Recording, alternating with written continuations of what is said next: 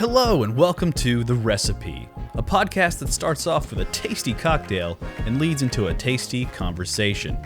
This episode is our introductory podcast. We cover who we are, Area 51, Spider-Man Far From Home, Stranger Things, Hollywood problems, and Marvel Phase 4. Enjoy.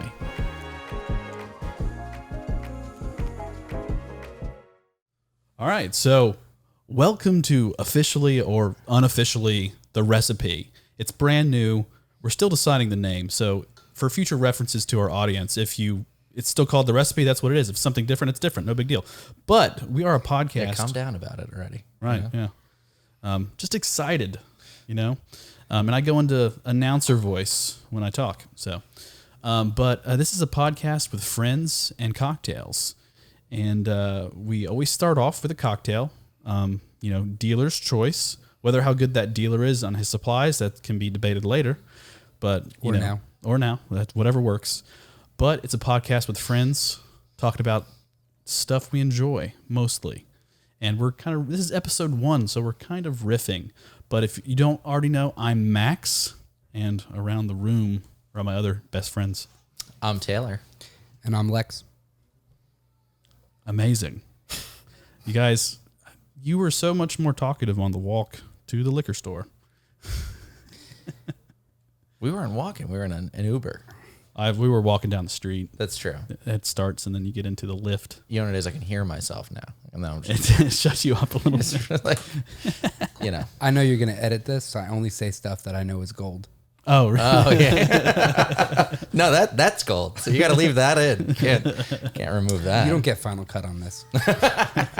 I decide. Do we also have to edit it? Each of us, whoever's turn it is, Absolutely we're hosting. Now we not. got to edit everything. No. Max makes us do this. He has to edit. I didn't make you do this. But getting you guys in this room was impossible.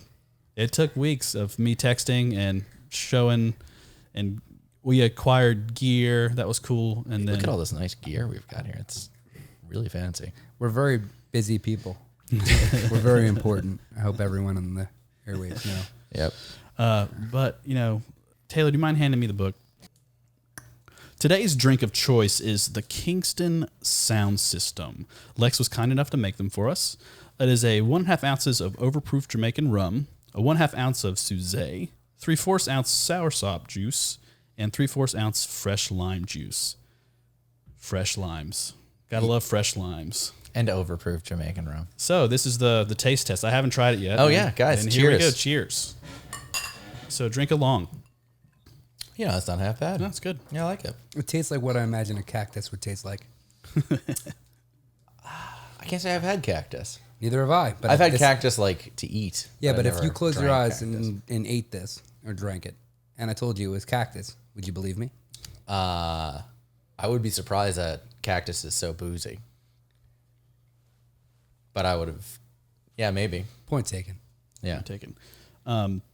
Interestingly named Kingston Sound System because obviously the person who invented this drink is from Brooklyn, and Kingston is a very famous street in Brooklyn, but it's also a very famous, I believe, town or city in Jamaica, and this is obviously a riff on a Jamaican cocktail. It's a capital of Jamaica. Is it? It is. Yeah, and fun fact about us, if you don't already know, we live in New York, since we just talked about Brooklyn. Yup. We are located here in the big city. Well, Brooklyn. Cities. I always say I live in the city because I don't like going into Technically, detail. yeah. Brooklyn is an it island.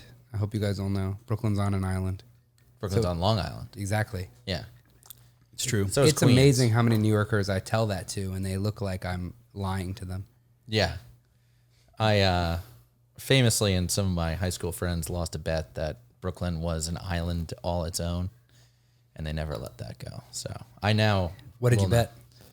Oh, shame. Lifetime of shame. I Bragging think. rights? Bragging rights, yeah. So, All right. But So, Max, you had a list of topics. Can you go through them real quick? I think the title should reveal it for the most part. But I did talk about, so kind of a hot buzz is like, it was funny, I told my brother about it. This is the Area 51 stuff everybody's kind of going nuts over. Have you seen all the memes and whatnot? I think I've seen most of the memes at this Well, I point. mean, you share them. Yeah. I send more to you. But That's all it'll ever be. you respond. This is just another thing for meme pirators to post about. and to Meme steal. pirators? Fingers? Yeah, like think about like Fuck Jerry and Oh, Dr. Grey right, Fang and College Fessing. They just take really funny jokes people post on Twitter for free, and then they monetize their Instagrams and Twitters. I mean, I think people watched like the Bob Lazar documentary on Netflix and saw some other podcast stuff he was on, and everybody wants to go to Area 51 though. But he wasn't even based in Area 51. He was in Area 48, I think. Well, there's like a separate area that apparently he was working out of that was like the even more top secret part of Area 51. Because, the U.S. government's pretty open at this point. I think I just lost my feed a little bit. We hear you. Sorry. Okay. Get in the edit. Yeah. So the U.S. government, I guess at this point is pretty, at least as far as they go, pretty forward about the fact that it's where they did testing for stealth bombers and all these kinds of different planes just because of the layout of where it is. Groom Lake is kind of surrounded by mountains, so it's an easy place to hide, planes, I guess. Stuff. It's got a good Alien spacecraft, right. stuff like that. So then there was this other part that section something or other. I don't remember what it's called. But apparently that's where this guy worked. And he said that at one point he was asked to work on some alien artifacts that they'd found. Not artifacts, an engine. Sure. Yeah. It was a working engine. Yeah. He says that he saw, like, he walked into the hangar for well, first he has a briefing packet, right? When you go into the government or any like big top secret stuff, they give you a briefing packet. The same thing they do with like actors or like the especially like Marvel movies. They give you a script that's filled with dummy shit, that's filled with fake stuff. Or redacted. And so he gets this dummy packet filled with all this information, and he says like, well, most of it sounds like bullshit because it's stuff written only for me. So if I do leak information, they can find that information because only I ever got it. Before they even, how is this guy alive? Like, he quit working Because there. they said that he never even worked there.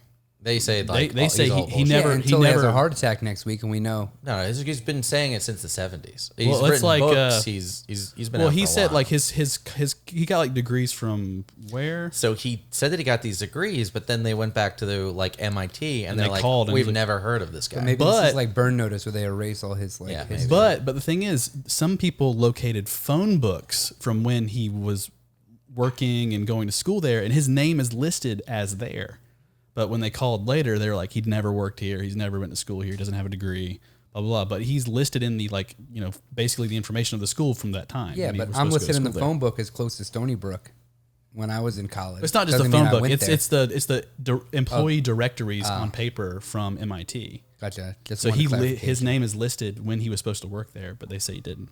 Allegedly. But he gets all this he gets all this like briefing packet. He thinks it's mostly bullshit, and he walks into the hangar and he walks by these aircraft that are whatever the spherical shapes they are. And he's like, oh, this is all the top secret aircraft they've been working on. It's just aircraft. But then he starts getting into it and he finds out that like these aren't we're reverse engineering this technology, and he starts working on. It's like he says like it works.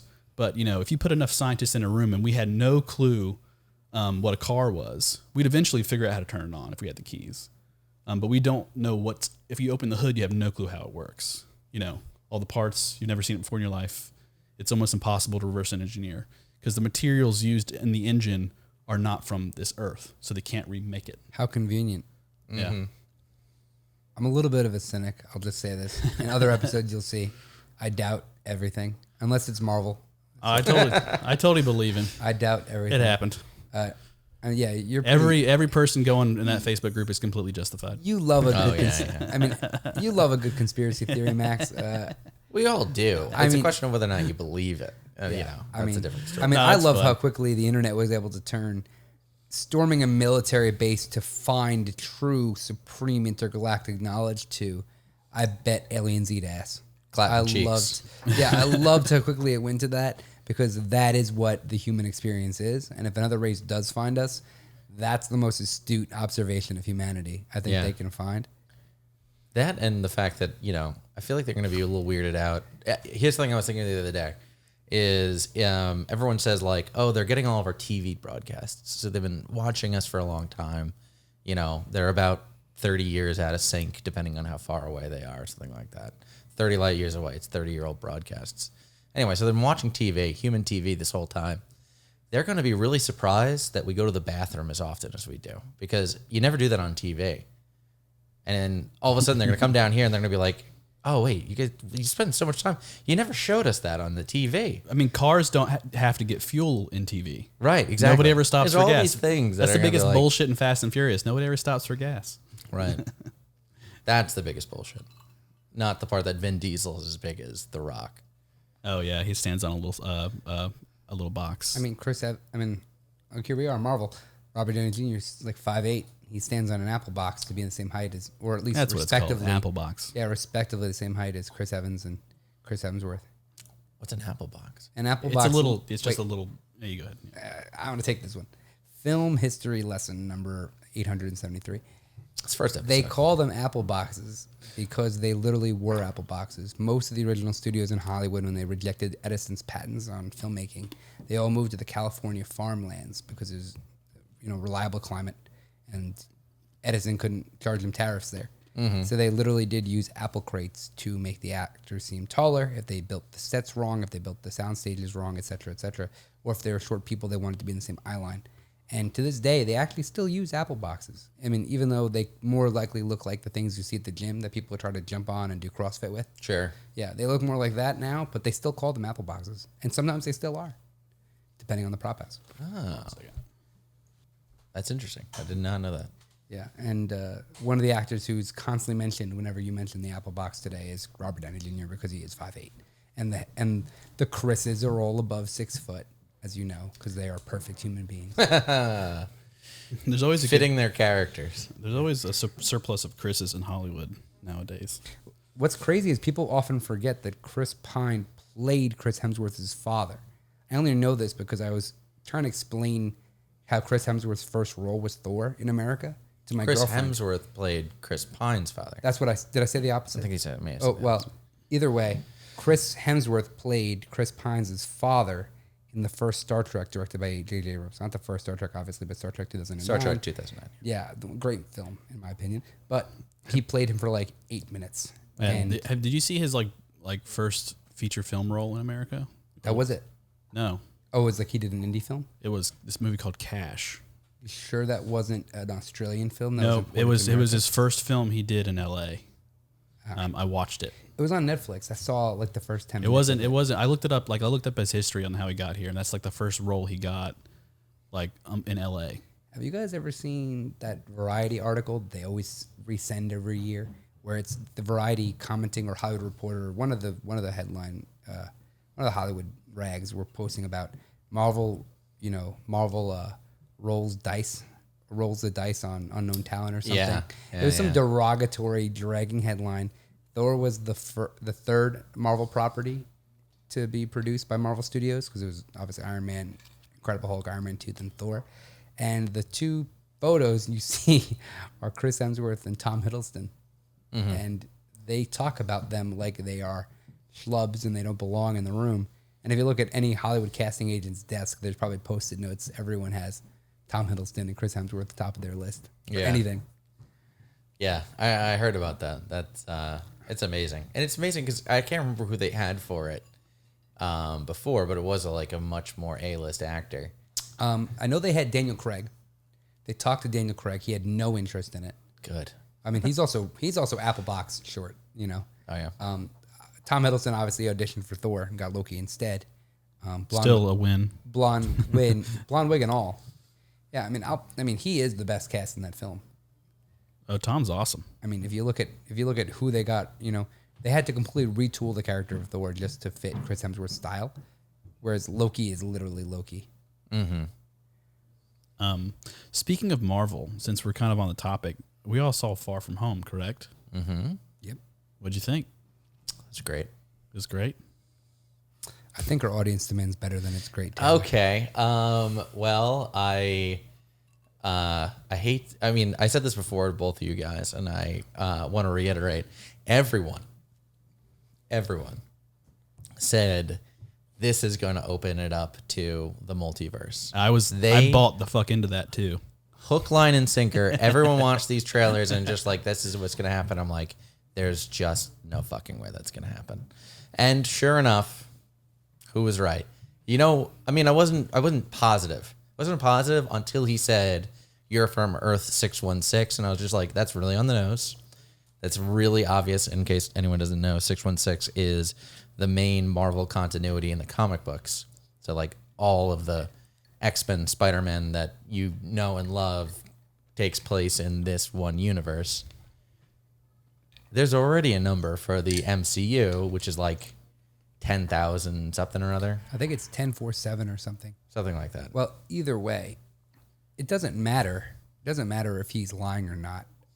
For me, I know you did say it and you texted us about it that Mysterio is full of shit So because he's proud. Mysterio. He's, I mean, no one argued that. Everyone knows Mysterio is wrong. He could have been from a different universe and still been full of shit. Well, that's what people Exactly. were saying. They're like, Yeah. oh, I bet he's... And then they were like, well, he'll probably be a good guy this movie, but the next movie he'll be a bad guy. And I'm like, no way. That's idiotic. Yeah. That's, What's funny though is like I looked up Mysterio's beginnings originally from the comics, and it makes so much more sense for the movie for Wait, what you he didn't- actually was. Okay, well, I didn't know what he was from. I knew Mysterio as the villain, but I didn't know like his backstory. I mean, He's a anyone who's special effects guy. yeah. anyone who saw, the Spider-Man 1994 series, which is basically my gateway drug into Marvel Comics, was Yeah. that TV show.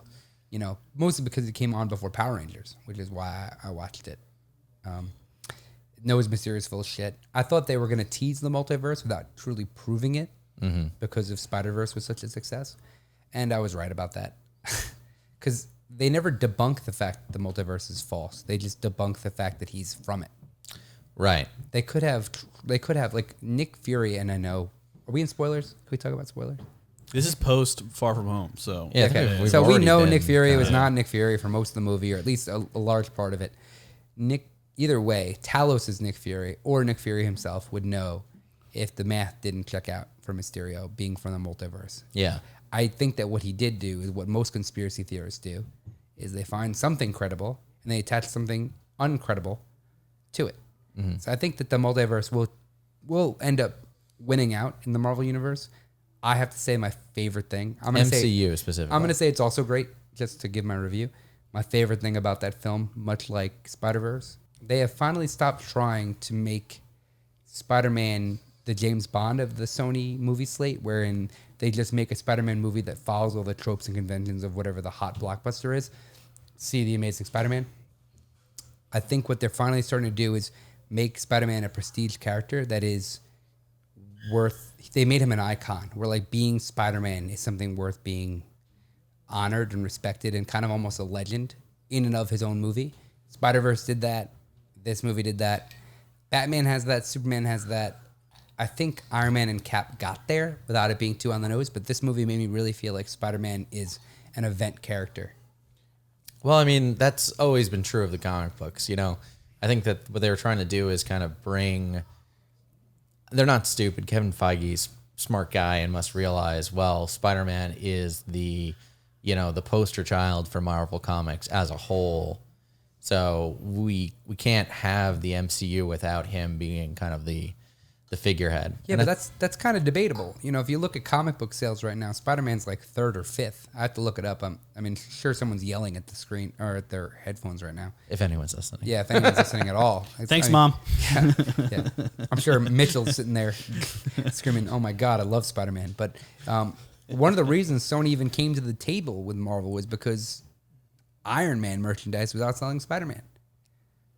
That is, if you think about when we were 10 or 20 or 14, even when we first had buying power in the market. Did it start selling after the first Iron Man? Yeah, Yes, it must have been after the It first was Iron Man after the movie. first Okay. Avengers that's when Sony realized they had a problem, because Amazing Spider-Man didn't gather the same interest as a generic Marvel movie, and you'd think that they would.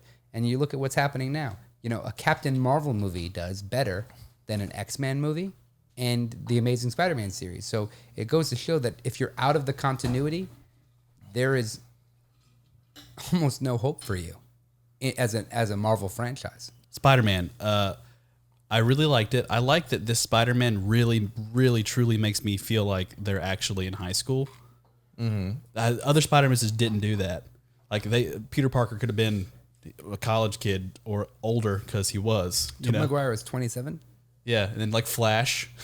Did you guys hear the Flash, you need to shave, man. remember the teacher in Spider-Man 1, the first Sam Raimi Spider-Man? That teacher, the teacher was the one who was like, he whispered as he yelled at them, like, I will fail you. Yeah. In the auditorium where they're looking at the spiders. Next person who talks. Oh, yeah. I will fail you. Do not test me. Yeah. He was like 3 years older than James Franco at filming. Wow. Yeah. So it just shows you Hollywood. Yeah. But Mysterio, because I didn't know his background very well, like when he put his persona down and revealed his wacky self, Which I fucking loved. That was so cool. It kind of It's it kind of threw me off a little bit. Yeah. You know, I was like, that's kind of weird, and I was like, whatever. But I still love the movie. It was really good. But once I read his backstory, figured out the VFX stuff, like the special effects guy, he's like all theatrical. Always gets beaten in like one punch by Spider-Man when he actually fights him as a man. So, that makes total sense now. Wait, you didn't know that going in? No. Wow. You didn't watch like 10 YouTube videos on this? No. That's normally what you do. You You're normally usually like the spoiler guy. no. Max normally like watches like who is Mysterio? It's like IGN's Who is Mysterio or like the Marvel Minute. Can't keep up with everything. Yeah, he's making that big money. He can't afford to watch YouTube. Yeah. Yeah. I think the best sequences obviously were the Mysterio sequences. There was 2 by my count where like you're in like Mysterio world. Yeah. Those were the best sequences.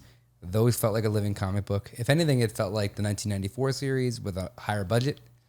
I thought it was incredible. I mean, it doesn't make sense if you really think about it, because there's times where Spider-Man's costume is changing and Peter Parker would not know it because the AR mapping onto his body would not be noticeable to him. No, he would look down at his hands and stuff. He'd He see looked that. down at his hands, but I mean, it was more for the audience's effect, which I appreciate because we're not trying to be completely realistic here. Right. But those were standout, and I loved how Spider-Sense was celebrated in a way that was pivotal. The only way he was able to defeat Mysterio was Peter like, Tingle. Yeah, Yeah. yeah, let's call it that. I mean, I feel weird though. Like the drones, all he wanted to do was be a hero, and the practical application of his drone technology with the holograms was so much more. Oh, yeah. You could do so. Oh, you're jealous of Stark, but you could be a billionaire on your own. Yeah, but it makes sense. It makes sense because if you think about this logic, right? He had pioneered this technology and it was ignored, right? Iron Man makes giant weaponized suits that do basically anything. He is infinitely more effective if he gave that suit to Thor or Doctor Strange or Captain America or Black Widow. There is a comic where Black Widow gets her own suit and she's infinitely better at being Iron Man than Iron Man because of all her training, right? But really, Iron Man as a satellite would be a better defense system than this guy in the suit because he needs to stay alive. He's got, precious organs. He is fallible. He makes mistakes. This is the same logic that he'd rather own it and lean into what he knows as opposed to Mysterio. Mysterio could just use these drones to save the world, but he wants to use, can't believe I'm saying this on a podcast, barf. He wants to use that technology and have that be the thing that wins the day because then it validates his crucible, so to speak. Yeah. I mean, I don't know if I'd agree about, because that's something that's like a joke that's made a lot. That's like, why didn't Tony build Iron Man suits for everyone? And I think that the major thing of it is that he didn't trust, one, he didn't know who he could necessarily trust in this situation, but also he also didn't think that they had the technical prowess to do something if something went wrong. And he didn't want his suits to be responsible for like Black Widow falling out of the sky and dying. Like I don't think that's his style. He knew he could trust Peter with the Iron Spider because fucking Peter Parker could definitely figure out how to fix that suit. I'm just saying, he was worried about Black Widow falling out of the sky and dying, but no, the leather suit with the exposed face and all these battles with bullets and everything, that's totally fine. Well, I mean, that's up to her. I mean, Rhodey was an Air Force pilot and he still got fucking handicapped. Well, Yeah, it wasn't like, his fault. that was not It his- wasn't his I don't know fault. if I Like, can blame it's- him for that one. I mean, yeah, but like, think Vision about, out of here comes player 3. I mean, Yeah. if you look at the lineup and you give them all a suit, Cap is better with a suit. Black Widow is better with a suit. I don't think either of them would take it. Falcon basically has a suit. Like by by Civil War, he basically has an Iron Man suit. The only ones you don't give a suit to are Thor and Doctor Strange. And even if Doctor Strange had one, and he got out of the fucking suit and he's like eject, he just puts a force field around himself. Like, and Thor too. Thor could hit the ground and be like, that hurt. Well, I mean, Doctor Strange. We're like Thor. These people have superpowers. Yeah, they don't need. They're- They don't So need does Captain America.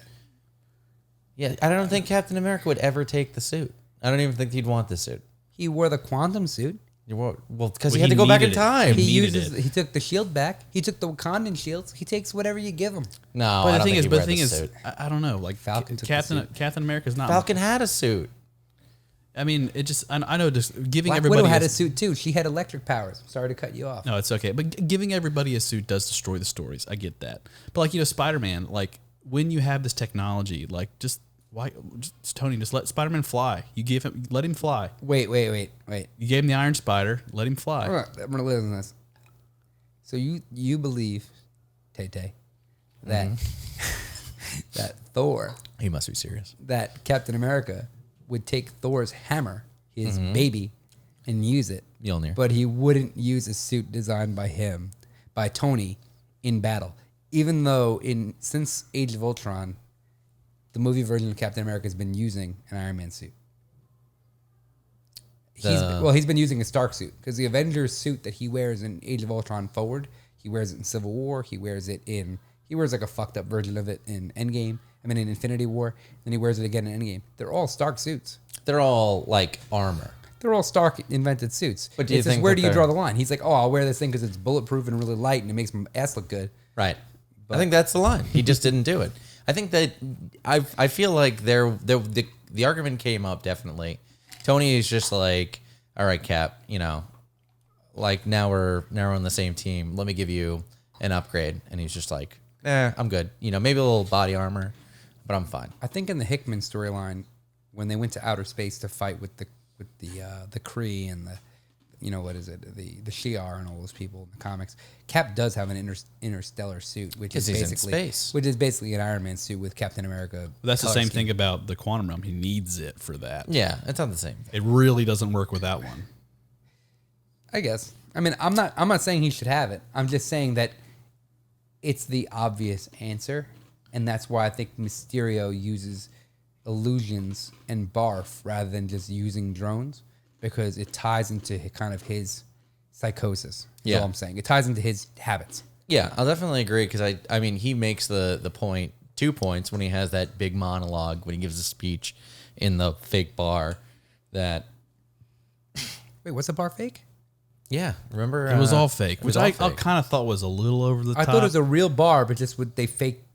They faked the atmosphere. They faked everything. There was a It bar looked- to stand on. but Yeah. all the drink taps and all that stuff just disappeared. Yeah, and everything looked. I mean, because it was a dilapidated, basically empty, abandoned bar, and they made it look like it was a real functioning. But the place. only reason they did that was in the movie to show you that he's using the illusion tech. right. Peter drink. That's the only Can reason. Peter drink in Europe? He should be able What's to. the drinking age in He's Europe? he's 18. Depends on where he is. But Yeah, but where was he Wait, he's not 18. at that time? He's, He was in Italy, or was he in? He's not old enough. Was in the UK. He's 17, 18? No. Tom he's- Holland's 23. No, but his character is. Yeah, Peter Parker, 17 or 18. If he's Prague. 17, He should was be in good. Prague at the time. What's the drinking age in Prague? I don't know. Like, It's Is he even not allowed common. in that bar? no, in Prague. Prague's not.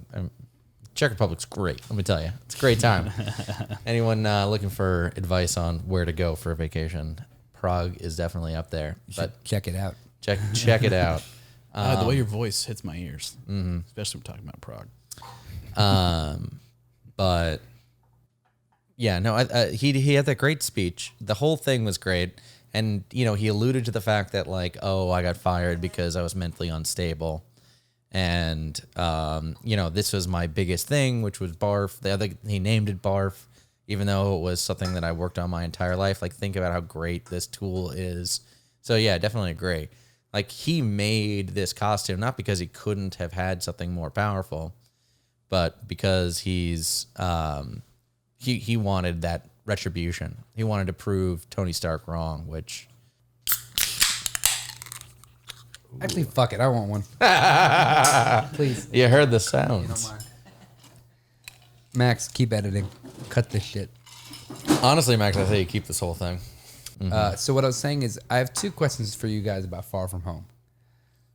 The first question is the one that's on everyone's mind. How is Elvis, and have you seen him lately? No. The first one is one that's on everyone's mind. What did you think of Jonah Jameson?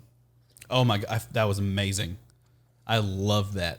That made that movie for me. Yeah, it was pretty huge. I couldn't believe that because I think we were talking about it pretty recently. We're like, how could anyone else be JJ? I let out an audible whoop. Wait, do it for the audience. What? Do it for our listeners. Hold on, let me turn the mic down. Woo! In the theater. But wait, you're saying that made the movie for you? You didn't quite like it. No, Before? I was gonna say because that's one of the last moments. Well, I mean, of the movie. I thought Far From Home was really good. It didn't blow me away. It was a very grounded, good movie. But there's other Marvel movies that have blown me away. Like Captain America: Winter Soldier, blew me the fuck away. That movie was so goddamn good. Because the suit stuff we were just talking about. Like while I'm watching the movie, I'm like, I'll pick that apart in my head. Like there's an amazing shot where Peter glides between the building at the end, and I'm like, Tony, why don't you let him fly? Give him repulsors, let him fly. You gave him a suit. Why not fly? Are we going back to this? Yeah, see, I don't want to get back into this. We're not getting that. That's just my thing. I understand why they don't. The whole arc of the story, I get that. Oh, so what you're saying is the Marvel universe at large kind of dwarfs your excitement for Spider-Man because they have such a larger scale. Well, yeah, it's like I've been saying, Marvel at this point, they've established everything they need to establish. It is a book. It is a novel we're reading, and each movie is a new chapter. Like, I like this chapter. It was pretty good, but it wasn't good as chapter 10. I'm excited for the next chapter. I'll keep reading. I'm not going to stop reading. Gotcha. It doesn't change your opinion of the book. Right. No. And yeah, I'd say that, personally, I really liked this movie. I think that there was a lot of really good humor. I just like that it explored the characters a lot more. Like, I like that we got Lucky, his whole backstory. It's Lucky, right? Yeah. Yeah. But seeing Jonah Jameson, oh my God, it's awesome. I loved it. Yeah, that was so awesome. What are your thoughts about him being not a shock jock, but a conspiracy theorist? That's so. But I have a counterpoint. I don't know if I agree with it, but I read it somewhere on the internet. One of my favorite film critics was talking about how it cheapens the character because the whole point of Jameson is that he doesn't believe in Spider-Man, doesn't believe in mass vigilantes, but he's beyond his own eccentric personalities that he's a good guy. And you see that in the Sam Raimi Spider-Mans where literally he's arguing with Peter Parker about paying him more money. The Green Goblin comes in, strangles him, and he lies and says that he sends this stuff in the mail. He doesn't know who he is. He defends Peter. That's my favorite moment of the first movie. Like, that's literally my favorite moment because it's like this deplorable person who's a terrible guy. Well, there's another scene where he thinks that Spider-Man's gone and he admits that I was wrong. He was a great Spider-Man, and then Spider-Man steals his suit. I knew he was a villain. Yeah, la, la, la. And not to get political, but if they have him as an Alex Jones, Tucker Carlson analog, right, in this where he's a conspiracy theorist, do we want to sympathize with him, or is he only working this after credit stinger? First of all, I'm going to be entirely honest. I don't know if we're going to see him again. I know fair. We all want to see him again. But I don't know if they're really going to bring him back. We might not see him more than a screen. You might just see him on screens. Yeah, I don't think we're going to get... Because, there's already been speculation of, what the next Spider-Man movie title is going to be. It's, Home Run, because he's, on the run. Ah, that's a good name. That's stupid. Unless Spider-Man's only playing third base, I don't want to hear fucking Spider-Man. But Run Home doesn't roll off the tongue very well. Spider-Man Home Run sounds like if Marvel did a collaboration with Topps baseball cards for one issue. To our listeners who aren't huge Marvel files, and if they exist, each of the Spider-Man movies have had the word home in it so far. So I'm on that bandwagon. Home Run. Let's do it. Yeah, I like the home thing. It's weird. It does there's no significance to it in the comics as far as I know. Why home is important. But. I'm against it just to be contrarian. I have two other questions about Spider-Man before we cut it. Okay. The other questions I have, and I'm not going to answer any of them. Because I had the next topic. It's on my tongue. I've been talking too much, so I want you guys to cover this. We can edit out me admitting that I'm talking too much. I'll just bleep random words to make you sound like You're not even going to be in this thing. Yeah. We're going to cut you right out. That's really it's funny. Be a weird conversation. If we cut this whole segment, we have to kill that great joke.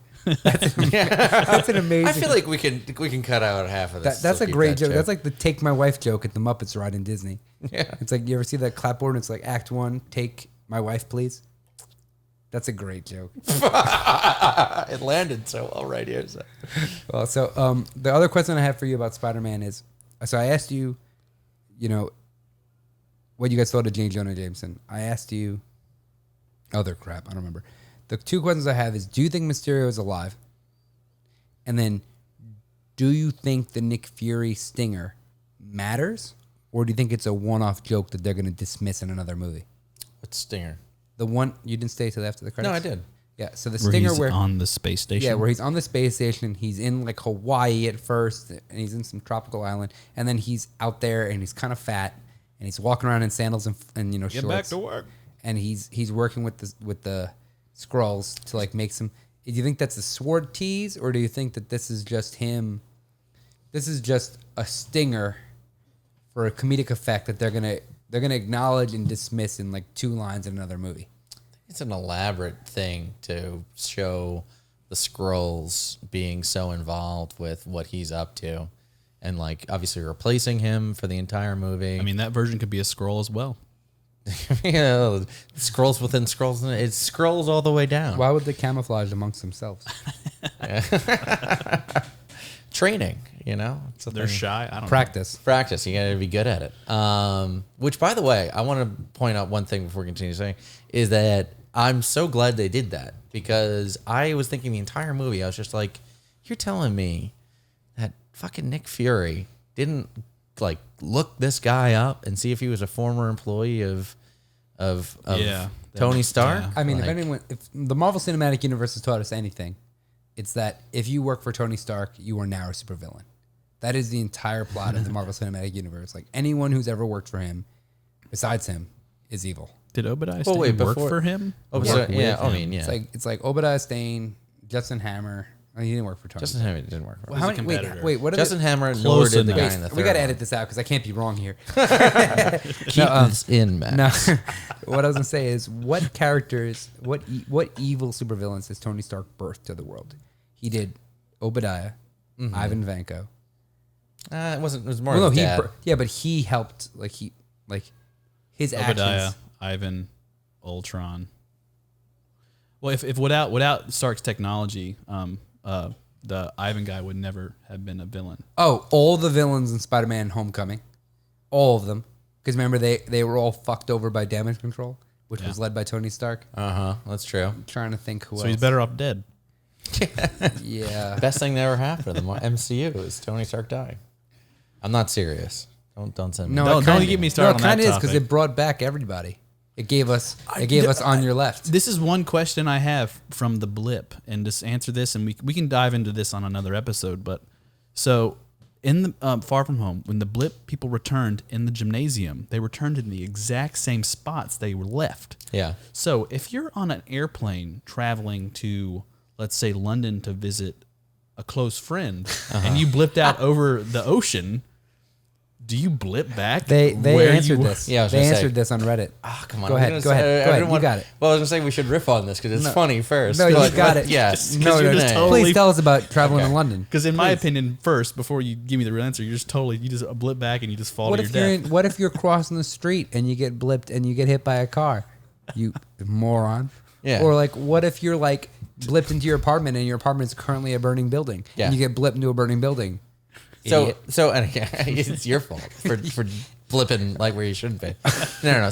Moron. So the official answer basically is that, when you use the Infinity Gauntlet, it's not like you're making a wish and then it's just going to pieces will fall where they may. You're essentially a god when you do it.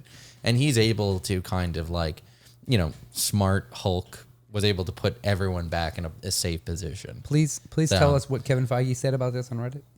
He said basically like that's why we call him Smart Hulk, so that he could do that or something along those lines. he could be responsible. Oh, Yeah. man. Another interesting thing is, what No, if, but the what thing if your is- house is now a swimming pool and you drown to death? See, I don't think anyone died. I'm sorry. But I do think I there are wanna talk situations. about it now. I What? do think there are situations where there is things where it's like it's not dangerous. So the Hulk is like doing the right thing and he saves you and you come back and you're not somewhere that's gonna like kill you.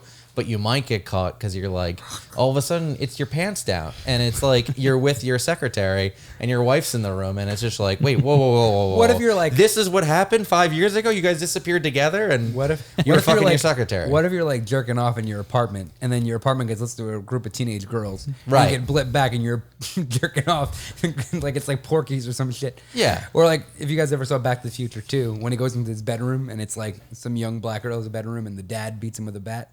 Yep. That's that's like that would be Did what his happened. dad beat him with jumper cables or something? No, he No, beat he him had with a a bat. bat, He yeah. beat him with a bat. But I feel like that's what would happen to me if I got blipped. It's not that I'd be masturbating, but that my apartment Statistically, though, my apartment would have new tenants, and I'd be there, and they'd be like, "Get Hey. the fuck out."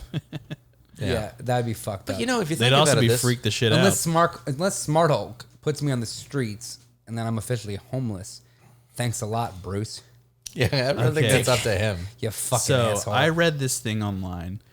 People were asking, why didn't Tony strain in pain when he had the Infinity Gauntlet on? Like, remember when Thanos wore the gauntlet full power? Because the gems didn't land there till he got it. He was in pain. The Hulk was also in pain before the snap. Why Yeah, wasn't but- Tony 'cause in the pain? gems were in the gauntlet. I mean, I don't want to be technical. The gems were in the gauntlet when he took the gauntlet on.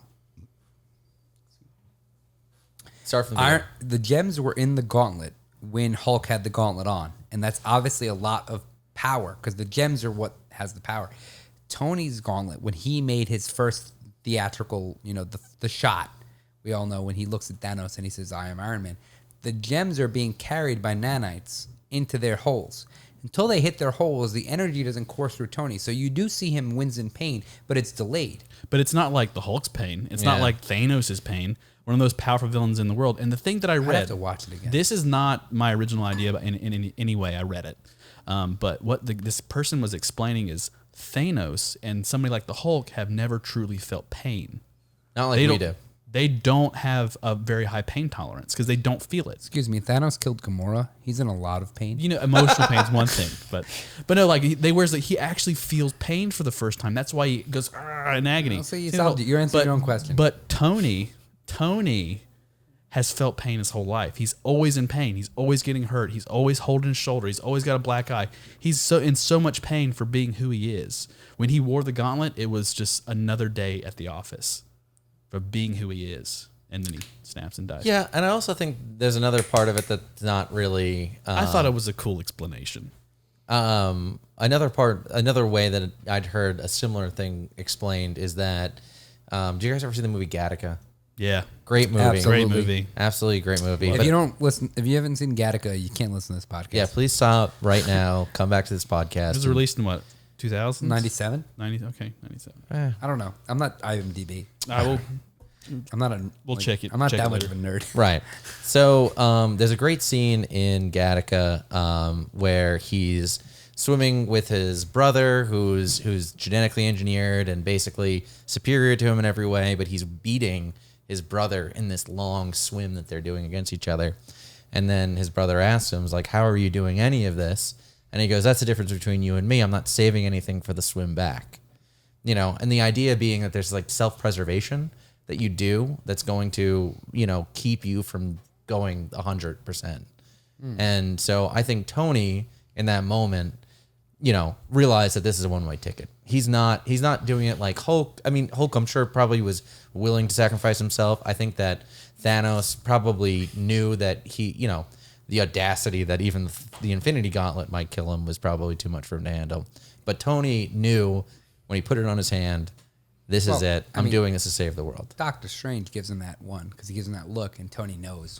Right. Tony knows. Give me 1 minute and I'll be over there to help you. But also, but Tony, interesting line you just said there, one-way ticket, because that's the thing Tony says to Peter when he gets into the plane Infinity War. And I think Infinity War is going to stand the test of time as a great companion piece of this film, because I do truly think that a lot of the things Tony says in other films has been thought about in this decision by the writers and directors of Endgame to do this.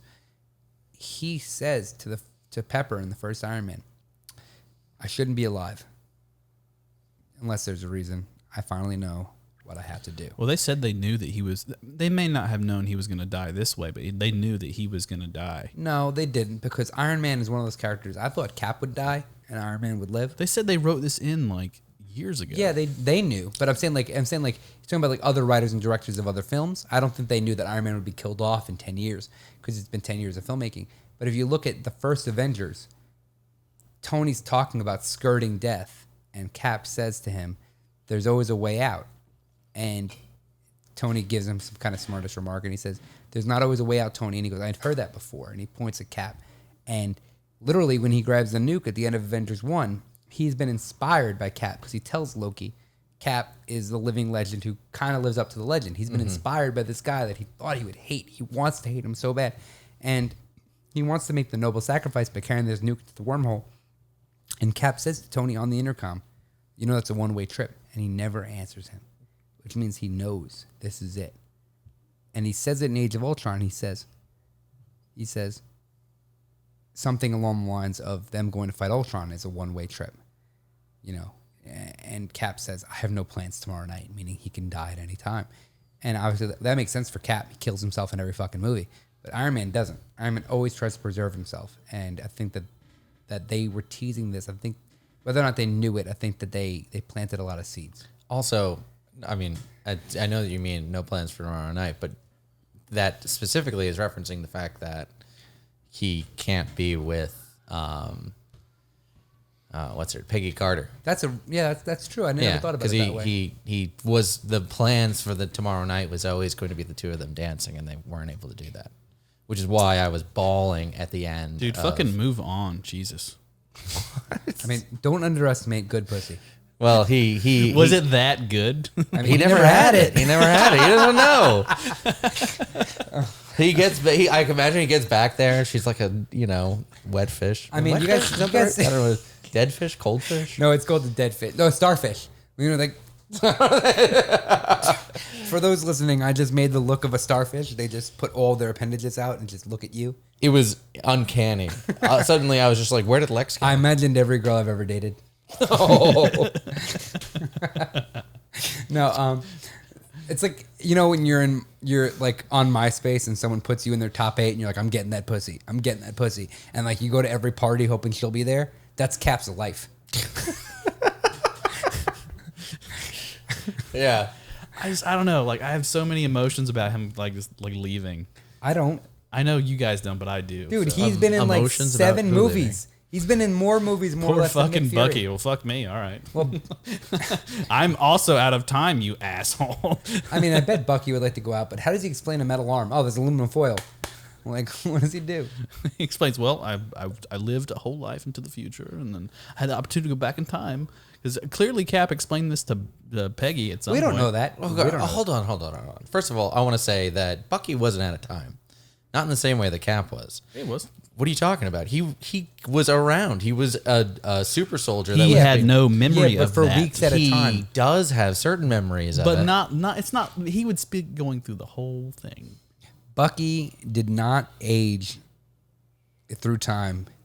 What they did was every couple months to couple years, they would wake him up, he'd do an assignment for a week or a couple days, and then they'd put him back to sleep. So over the course of the 70 years the Cap mixed, Bucky was awake for maybe 3 months, 4 months, maybe a year. And See? arguably, Exactly. total. So you got to Arguably, see some of it. how No, but popular he- Bucky was as a person in his time in Brooklyn, he would have missed it more. Brooklyn, where's that? Where they lived as like young men. He answered me. Steve wasn't popular. Bucky loved it. He had a great time. Yeah. He had I'm not, He had a hold on. threesome in the first Why episode. don't we go back to like the original question here? Is you're trying to say that Bucky is, first of all, Bucky is a maladjusted, like half brainwashed person. I'm sure that he has no misconception that he will ever live a normal life. Like, put him back in time, put him back in that neighborhood he loved so much. You think he's still going to go dance with those two girls? He won't even at get the- a at the haircut. World's He Fair? won't Of get a course not. haircut. He's All fucked up the in the more head. reason for his best friend to stay That's with him. stupid. That's dumb. Nah, you know what? I think he I'm gets just it. saying, I wouldn't leave You just you. like Bucky. I'm I'm just like, saying, I get it. I'm just but- saying, I wouldn't leave you guys. Yeah, but you know what? I'd leave you. Fuck you. It depends if she puts out. If she puts out, I'm leaving. No, I think Bucky has a better future in the future. Well, look, He has a metal arm. I think we a need vibranium arm. I'm not the host. Is it? Oh yeah, maybe it's probably Helps out. vibranium. I'm not the host, but I think we got to move off this topic. I am the host. I'm shutting it down. Yeah. Shut this. What shut was the shit. next topic? Was it Akira? No, it was so. It's just so relevant. We all just finished Stranger Things, Cool. and I have a lot of theories and questions and things that I thought about it, and you know. So, first question: there's 3 seasons. Which one's the best? What's number 2? What's number 3? What's not in order, but like in your opinion, what do you like more? I'm sorry. I mean, it's really hard to say. You never go first, Max. You should go first. Oh, okay, I'll go first. Sorry. For me, the first season was so new, so awesome, new concept, something I could get attached to. Season 2 was all right. It had a story. It was fine. Season 3 better than season 2. I really like season 3, and I like where they're going because I think not my original idea. I also think I know where they're going, and I'll explain in a little Russia. bit. We know that, but it's also the timeline. They're far from home. You want me to explain it now? 'Cause That I'll do didn't it. land at all. It's a Marvel tie-in. That's what it's going to be. All right, which ones do you like? You tell me. I'll go to the thing next. Yeah, I'd probably agree with that. The only thing is, I mean, I think if I looked at the 3 seasons somehow objectively, like I knew the story, but I watched each of them by themselves, and I don't know. Like I would say the third one was like cinematically better. Well, they get Like, better with budget and time. Yeah, yeah, for the- sure. the characters- They can hire a good DP. Right. The characters are better developed. It's there's a lot Shot of on like red.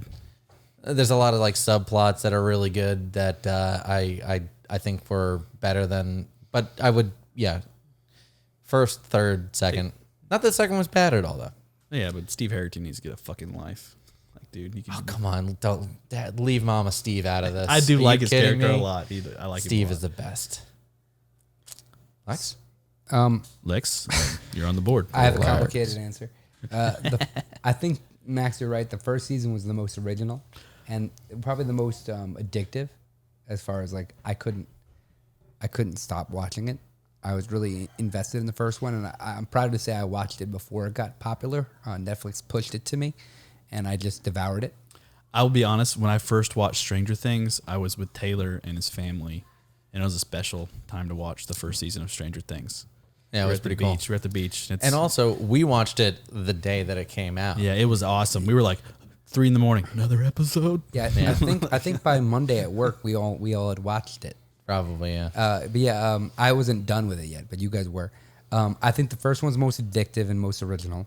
The third season was probably the most proficiently great. Like, it was very cinematic. The cinematography was great. Like, the actors gave their best performances. Ghostbusters. What? No, I'd say season 3. Oh, sorry, Season 2, though, I would say, I think I liked the story being pushed forward. Like, season 2 kind of reminded me of Pirates of the Caribbean 2, where like Pirates of the Caribbean 2 and Stranger Things 2 both had a chore in which they had to open up the world that felt organic to the world. I don't know. Dead Man's Chest is pretty goddamn good. You're saying Dead Man's Chest is a better sequel than Stranger Things season 2? Yeah, definitely. I might agree with you there, but I think it's the same mission from a storytelling standpoint, that they needed to open up the world because the villain in this new season is not different from the villain in season 2. It's the same villain. Yeah. So a lot of the groundwork was laid out. The only thing that's different is that I feel like you spend more time with the characters. Yeah, much more. I think that I have one, like season 3 would be the best season if it wasn't for one fucking thing. What's that Every one thing I'm going to scene ask? with Hopper and Joyce and was it Maury Bauman? Every scene is just them yelling what should be funny lines at each other, and it never lands because they're just all screaming. And as you know, being in a podcast, it's not really what we do. Everyone's just screaming. Like more like if you go rewatch, like Max, I dare you because you're a great editor, go and take season 3 and make a master cut of every time all 3 of them are just yelling at each other, and you have basically a full episode. Like, it is just Maury yells at them to start fucking like every other minute, and he's telling how much they love each other, but he doesn't do it in a way that we talk. He's always yelling at them. I mean, I got the joke from season 2 of him like, just do it already. Like, you're doing the thing again. Yeah, We're saying yeah, new people. yeah. Okay, Yeah, but it was profound. It was when better in the first It was one. The profound. first time was way better. Yeah. I mean, Nancy and Jonathan are like 2 characters who like don't like we don't know if they've had sex ever. Oh, we know Nancy has because Toto by Africa. We know that she. Toto by Africa. What am I missing? Africa by Toto is the song that they play when Steve Harrington takes her virginity against her better judgment while Barb is getting killed by the Demogorgon. Right. Yeah, and I actually think that call. I think that people are sleeping on that. I think that its inclusion in Stranger Things is what brought it back into pop culture. No. I do. It never left. No. My brother and my best and one of my close friends from back home always listened to Africa's entire album while they played NHL. And I never saw it take off the way that it did after Stranger Things came out. It became a meme. It was played at weddings. It was played at... You know what I think that is? I think it's that thing that... Apropecia? Is that what it is that the teacher says? Apropecia? Where you hear the thing and then suddenly you see it everywhere. I mean, I'll look it up. Let's look up to see... I mean, I'll investigate that offline. We could do the Google Trends, right? You can see like how often people search for it at a given time. We'll revisit. I'll make a note. Yeah. Do it now. Max has his hands... He's writing it down right now. Max has both his hands in his pockets. Guys, let you know, I'm going to listen to this another time.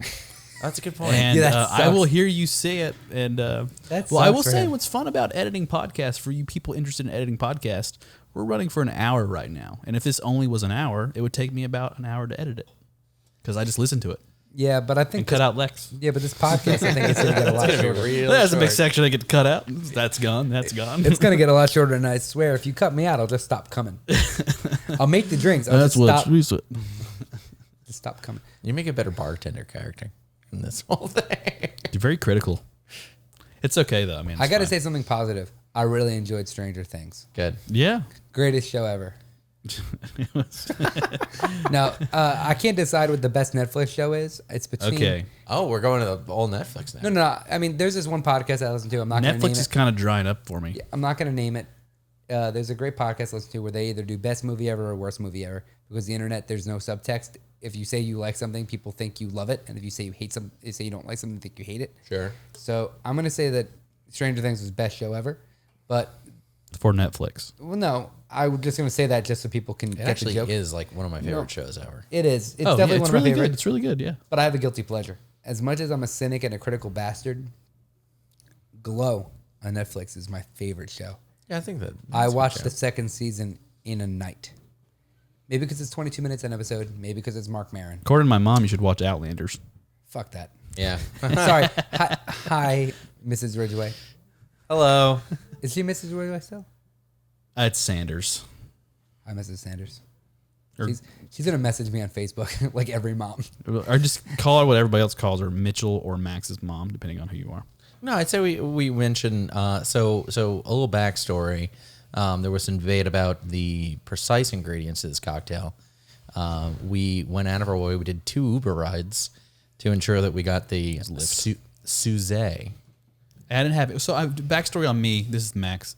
You know, I love drinks but I'm not a huge cocktail. I like cocktails, but I don't like make them on the reg. So like I don't have tons of ingredients. Like apparently I thought overproof Jamaican rum is the same as Malibu on accident. But hey, it's whatever. I got scolded from my friends, but I love my friends, so Yeah. it's fine. But I just made them a version of the drink that I make. So this is the Max original version, which I kind of like that way of doing it. That we have the 2 versions of the cocktail, So if necessary. It's really just it's 4 ounces of soursop, 2 ounces of Malibu rum, and half an ounce of lime juice and ice. It's just stirred with a spoon. Yeah. So, yeah, guys, cheers. cheers to the new one. And I'll tell you, girlfriend likes this one way better than the other one. That's good. Just a tasty drink. Hey, you know what it is? It's Welcome to the beach. welcome to the beach. Yeah. The cocktail snob in me really wants to hate this because I've been taught by tiki drinks and tiki books to hate Malibu. But this kind of cocktail is exactly what Malibu was invented for. Yeah. It's to enhance that kind of tropical flavor. Soursop and Malibu, never would have thought. It's great. This is a very, very drinkable drink. High five. I think we should do either feels so either an good. online Google sheet or some kind of book we publish later of the recipes, original cocktails, and then the re-release that we do. So you can find somewhere in the information about this podcast the recipes for each of these drinks we're drinking. Lex has volunteered to put that together. Thank you so much. Thank you, Lex. I promise I won't. We'll make sure. I promise that I believe that I'm slated to host this next, and I promise that my drink will be a little bit more traditional. And I do think we should introduce an introduction or a brief history of the drink when applicable, especially if it's like a classic cocktail. Yeah. Just because it's a great starting point for us to talk. There is a about. whole story about the Kingston sound system, but I'm not going to read it.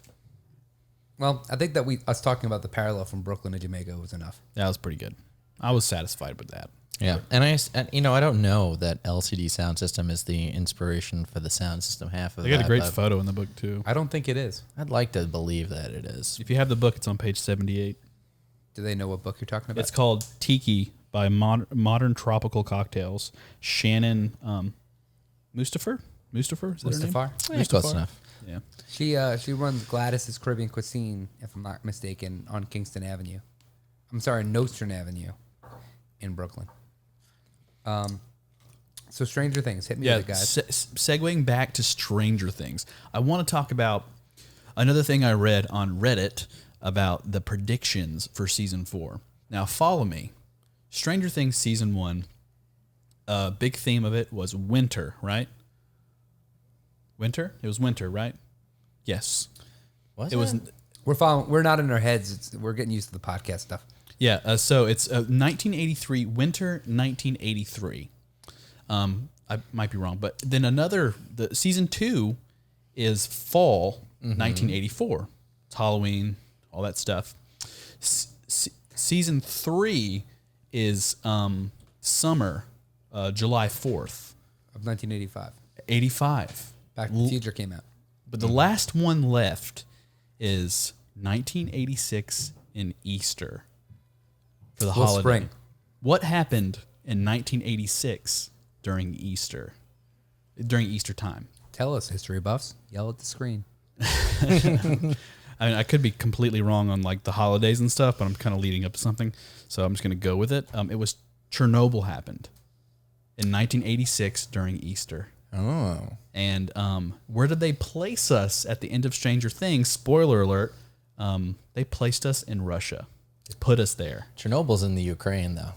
It's in Russia. That's not Russia. Was it then? No, it was part of the Soviet Union, but it was still in the Ukraine. Whatever. It's close enough. wait. In Stranger Things, did they call it Russia? Or did they say Soviet Union when they cut? Did they to it? actually? Yeah. Did they actually say it all? I think they just. Yell at your screens. Tweet at us. We haven't given our Twitter handles for a reason. You'll find it later. But so I really think I read the thing and I was like, that makes pretty good sense. It's like a good place to put it. Like, Chernobyl happening was a cover up for a big, huge psychic warfare of this girl fighting like the monsters and whatnot. So 11 gave everyone radiation poisoning until their death.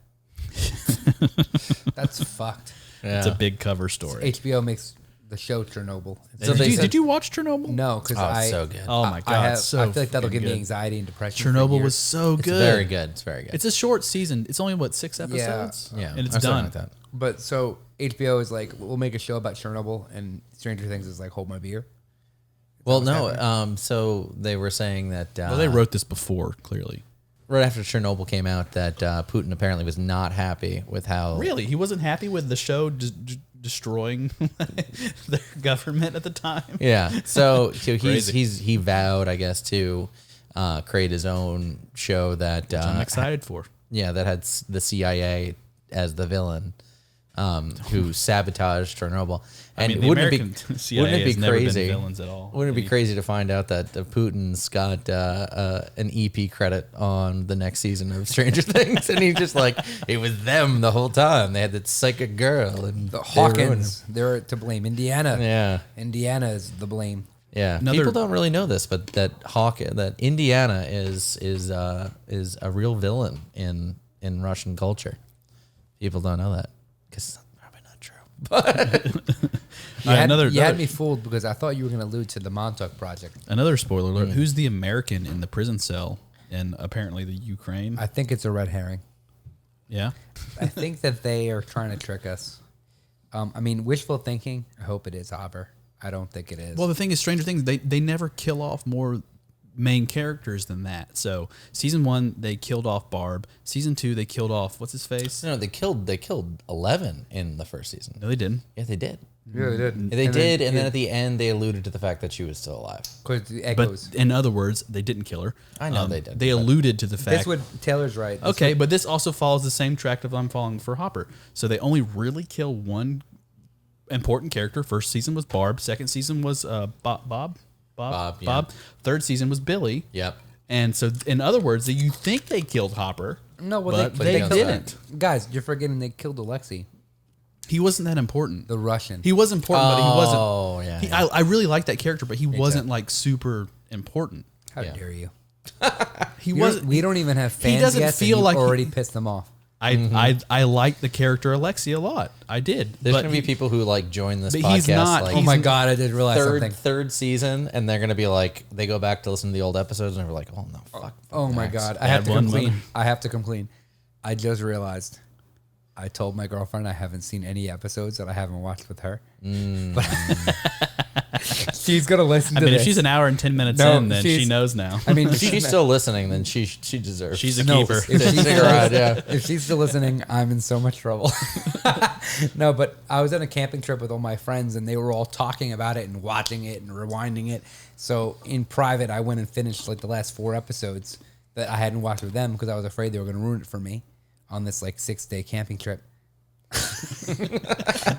So now, if she's a minute and 10 minutes into An this, hour and or whatever 10 you edit minutes. it down to, I'm in deep shit. Is it weird going back to talking about your season theory, which I'm not sure exactly lines up because the first season, It does. It actually does. well, because the first season wasn't really winter. It was they were still riding bikes out, and I would say it was fall going maybe into winter, and it was definitely winter. It at ended with, was it Thanksgiving or Christmas? it ended with Christmas. And the next season ended with. Oh, she had Christmas lights. Yeah. Yeah. Okay. Well, no, she didn't put out the Christmas lights because it was Christmas. Well, She put- obviously not. she But put they it- were on the she shelves to put buy. out the Christmas lights. I mean, yeah, because she works at a hardware store. And it's like They don't have a car. convenience store. It's a hardware Arguably. store. They had a pharmacy inside of it. Cool. It's like a Walgreens. I mean, Yeah. they have whatever that they want the store to have, right? Exactly. Whatever's in the script. It's a big store. like me and Max always say whenever That we're mall doing killed them though. Put them out of business. Reaganomics just came out in full Trickle force. down. Yeah. We Yeah. finally got to politics, guys. It took us Reaganomics. most of an hour. Yeah. We all like Stranger Things. We all enjoyed it. Okay. Well, all right. So one of the things I figure we talk about, since that is the one of the central tenets, the recipe, which I think has multiple layers. It's not just the drink recipe. It's the As of now, that's our name, by the way. that's as of the moment. It's the amalgam, the cocktail that creates good conversation, but figure we discuss the format of the show, but also drinks, things that we like to drink. Right now, we've had quite a bit of the Brooklyn Ale, which is very fitting because we're in Brooklyn. Also, the Brooklyn Sour. It's really good. Yeah, that you really like that, huh? I've found it out. I just admitted it one day. I like sour beer more than anything else. It's so wild. I just like sour beer. Bel Air sours are great. Oh sour. man, yes, they're so good. So I like to think of myself as a big beer guy, and I am always behind the curve about like what the next cool beer is. Because when I was in high school, when I was in college, it was porters and stouts, and I didn't like those. I didn't like dark beers, too heavy. And then I started liking them, and everyone had moved on to IPAs, and I was like, IPA is a little too much. I don't like the bitter. And now everyone's drinking sours, by which I mean these two guys are drinking sours, and I love the thinking of the title of this podcast: Spider-Man, Stranger Things, Marvel Phase 4, and beer. That's a recipe for virginity. yeah, I will say, I'm not a huge fan of sours or gozas, as they're called in other parlance. But I will say, if you're into Brooklyn and if you're into IPAs and sours, this is not sponsored in any way, but you should definitely check out 6 Point Brewery. They make probably the best goza. It's called Jammer. It's a sea salt, coriander, and citrus beer. It's really good. And then if you like IPAs, they got the resin, which is probably the best IPA ever made. I almost bought a pack of 6 Point for you, but I knew you were on. You're like, Yeah, I'm on a diet right now. We're not going to talk about it because other people are going to comment about how I'm an idiot. I don't want to hear it. That's our job. I don't. Yeah, they're here. We've already done it. I invited it. So, but no, if you like sours, like that's the move. The Bel Air Sour by Brooklyn is incredible. There's a Pineapple Ace that's pretty good. There's some other tiki sour that I can't find out. But Max, what else do you like, like beer wise, or drinks wise? Drinks wise. drinks wise. So I mean, I've slowly gotten into more like stronger cocktails. My palate's developed. I'm not a big like my palate sucks off the bat. Like food for me generally just tastes good, which is a nice thing. But like you guys are much more acute than I am when it comes to food and stuff. SAT word right there. Yeah. So and this is the same thing with drinks. Like because I think he is right. You're cute. Because of you guys like living in the city, getting drinks, getting cocktails. You know, like I'm from the South. Like people just drink like fucking Coolers Light and Bud Light and anything with a light attached to it. They're like attached to, and they drink that. And that's what I kind of grew up with. Then and now living here for almost 6 years, I've been more into learning about cocktails, learning about drinks, especially you, Lex, like because you're a big cocktail guy and you're great at making drinks. And I'm always like, oh yeah, whatever you're gonna make, I'm all about. You know, and I love trying something new now. And then. For those who don't know, Max and I were roommates, and we got pretty drunk every day. I had a very, very respectable bar at the apartment, and Which was inside of a arcade machine. I made a bar out of a Pac-Man machine. Whatever happened to that? It had a wood rod at the bottom, so I didn't move it. I actually had the movers get rid of it when I moved out of that apartment. But We'll have to make you like a monument thing at some man, point. I love that thing. I might buy another arcade cabinet and do the same thing. I used to make him a cocktail every night of the week, and we'd watch a different movie. I remember we watched all 4 Indiana Jones movies, and with cocktails, and we came to the conclusion the 4th one was better than Temple of Doom, or at least I came to that conclusion. Taylor, what's your taste in liquor like? all of it. People probably are going to want to point out to us that like there's libraries and all kinds of libraries that we could go to, cafes, all kinds gyms. of things we could do that aren't drinking in Manhattan. But after or 7, gyms, Brooklyn. movie theaters. all the happy hours. You can't like in this economy, you have to take up that deal. in this economy. If you hear children in the background at some point, sorry, we have loud neighbors. It's a Brooklyn apartment. It just happens.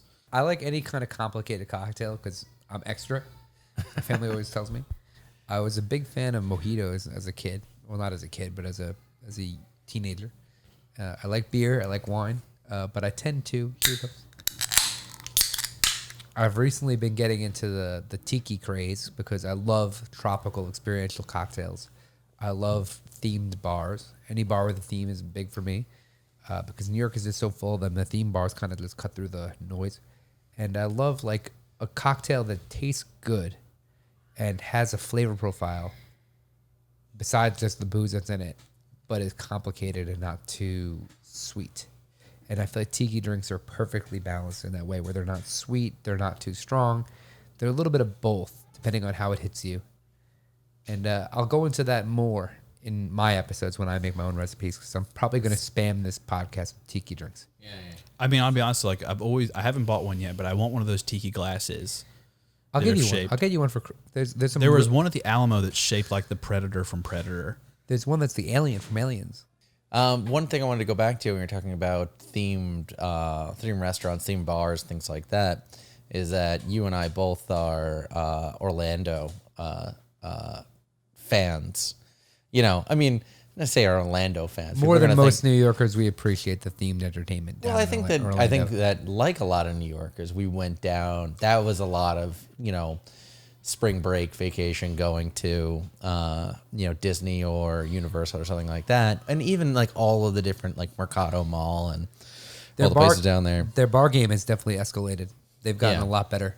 But the whole idea of like the theme kind of thing, like I feel like we kind of grew up with I went to play mini golf at Pirates Cove and all these kinds of like over the top themed things that seem really cool. And I think that there's a lot of desire for kids who grow up doing that now as adults want that In same their bar thing. experience? In their bar experience.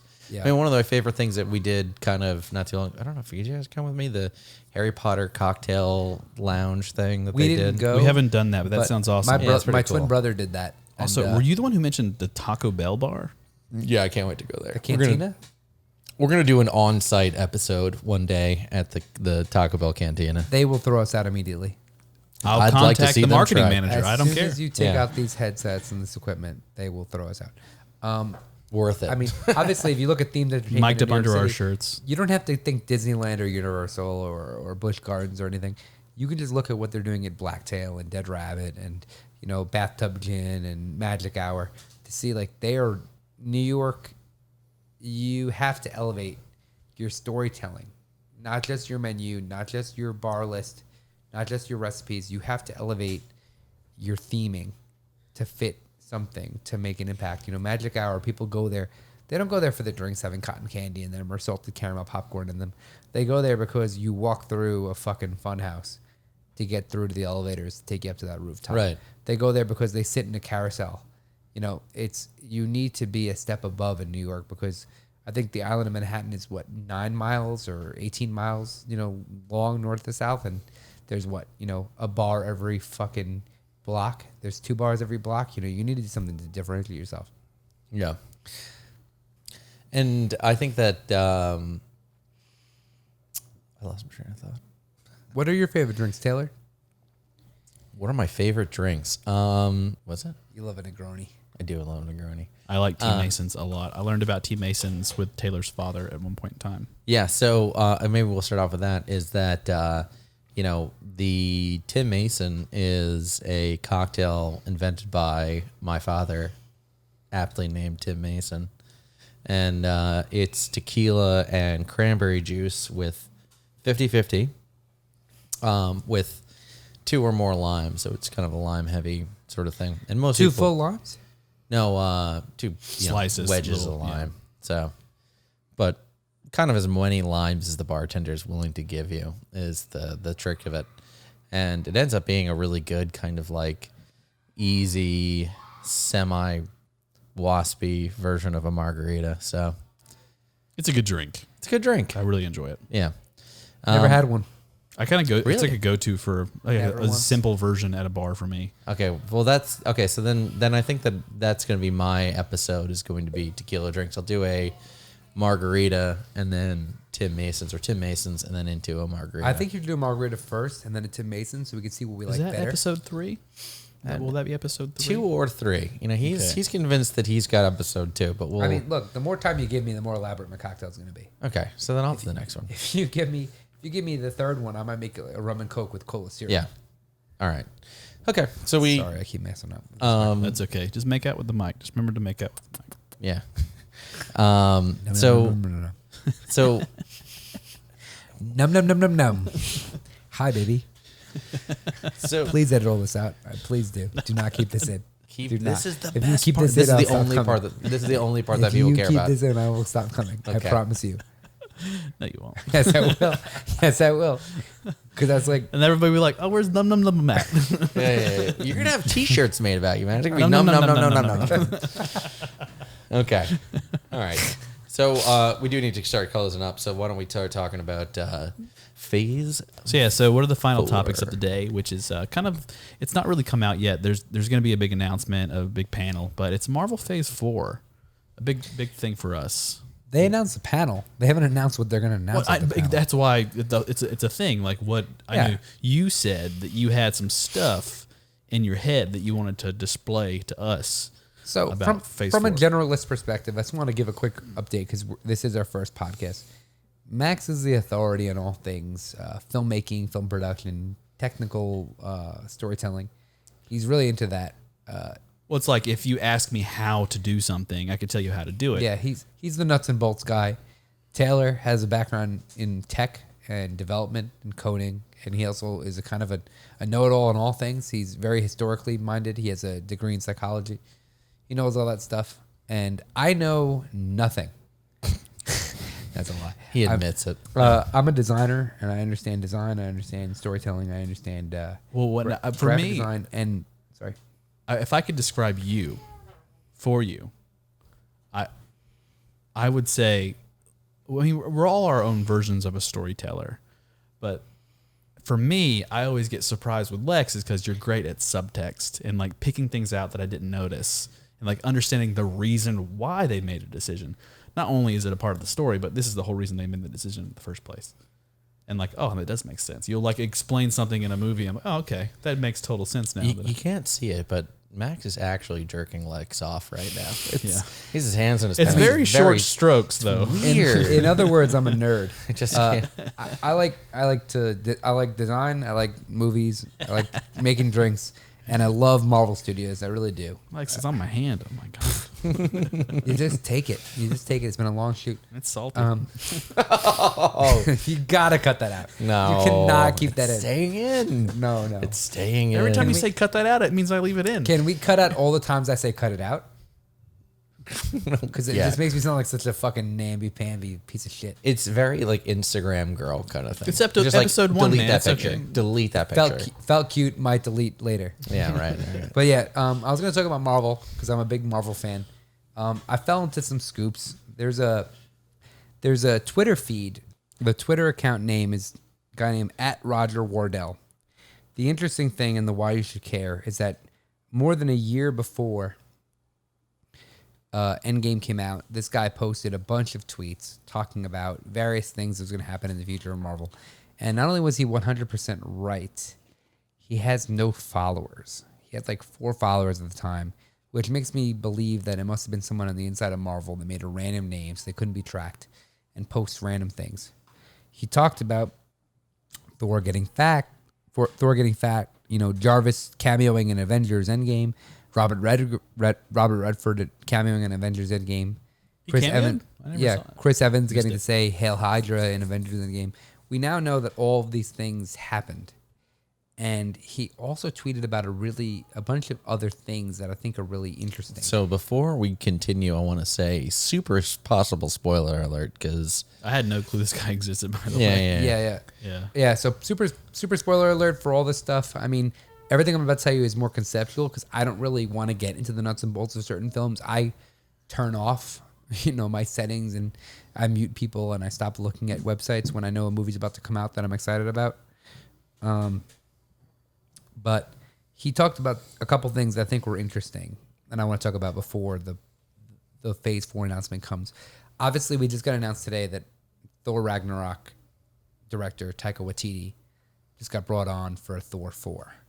They haven't given a final, a release date, but we know he's going to do it because the other movie he was working on, Akira, the adaptation of the manga over at Warner Brothers, has been put on hold indefinitely.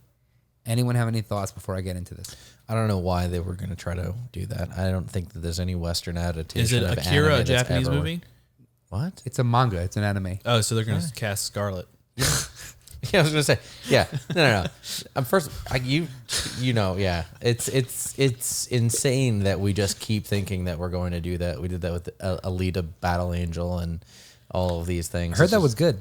I didn't see it. I but heard it was good too. yeah. It's like rentable on Amazon. Yeah, but you know what? And You know what? I just won't rent it. I none won't of spend the us- $4. None of us saw We it, are the so- target demo. I won't- None of us Yeah, saw it. we didn't watch it. Is it a superhero? No, I won't watch it. Another movie The critic. West just needs to realize that that's not up to us to remake these animes. That's just not our job. Another critic that I follow, that's kind of a nerd critic, made a really good point on Twitter that Akira is supposedly a common name in Japan, and it's kind of like the analogy of naming a show or movie like Joe or Mike or like Nick or Chris, right? It's a very common name, right? Make a movie called And Joe. so the whole point of it is that what happens to this character is very supernatural and super sci-fi and everything, but he's supposed to be a normal boy, and that's what the name Akira is supposed to be reiterating. And he said that we should take the rights to the story, Americanize it, and then name it something American, like Joel or Mike or Nick or Chris or whatever. Yeah, I know so many Joels. I know at least 2. Or we could do fucking Chris. We No, could do Taylor. We could do Max. Joels? We could do whatever, right? We could do whatever. But the point is that that's what he thought was interesting, and I thought that was interesting too. But apparently, my only opinion on Thor 4 going into production in Taika Waititi. I mean, obviously, it must be said that this is the first time a Marvel character is going to go out of the trilogy. I I obviously, if they want to just ignore Thor: The Dark World and just say this is the third film in his franchise, fine.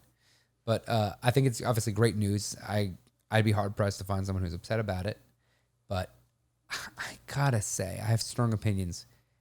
If you're Warner Brothers and you had Taika Waititi, he was seeing cast, he was screen testing, he was working with production designers on sets, he was doing CGI concept tests, he was doing script rewrites and finalizing the script and meeting with producers, and you lose him, cancel your project, delay it at least another 2 to 3 years, and then he goes and makes Thor 4 from Marvel instead on the same day that news breaks that your film's not coming out. You got to be worried about your job. Like, you have to be. Like, I don't care that Marvel is doing this. I don't want to make this a Marvel story. My opinion is, why are the other studios like this? Have you guys seen Akira? I've seen the first half of it. It's not, I don't understand to begin with how Taika Waititi was attached to it. It's not nothing at all like his style. Are you saying, like, why did WB just, like, lose him? No. Or, like, delayed it? Or This is like, I mean, you're right. Taylor's making a good point, and you're asking a good question about it. Why do I think he's the right guy? I don't know if he's the right guy. But I do know if you say Taika Waititi is making an Akira movie, right, and you release it, regardless of what it is, it would have made you some money. That's such a producer way of thinking. Fuck that. No, but I and no, also, but, like, no, it's a but- bad movie. Like, looking at the trend of Marvel, like, there's the subject of just a few movies. Like, any director attached to a Marvel movie ends up making a great movie. That's not necessarily true. Like, But a few Alan movies. Taylor didn't make an amazing Thor movie. Just a Jon few Favreau, exceptions. an amazing director, didn't make a good Iron Man movie. He made a great Iron Man 1 movie. Shane Black, another great director, made The Nice Guys, made one of my favorite movies, Kiss Kiss Bang Bang. Shane Black made Iron Man 2, Kiss Kiss Bang Bang, The Nice Guys, and made one of the worst Marvel films in Iron Man 3. It's my least favorite film by Marvel. At least Thor the Dark World is watchable. Iron Man 3 I absolutely hate. I hate the ending. I hate the story. I hate their characterization of Iron Man. That's what I said. Subject to just a few handful of movies. The rest of them are great. Yes, but what I'm saying is that these studios are not learning the main lesson, which is to do something daring and unpredictable sometimes gets them more views. Because people say, like, I was talking to my boss today, and he asked me why I cared that that Disney announced that they're going to make a Lilo and Stitch movie. Why I should care that Disney announced they're going to make an Atlantis: The Lost Empire live action film starring Tom Holland as Milo Thatch, the Explorer? no, what's his name? The actor from Back to the Future. Michael J. Fox? The Michael J. Fox character.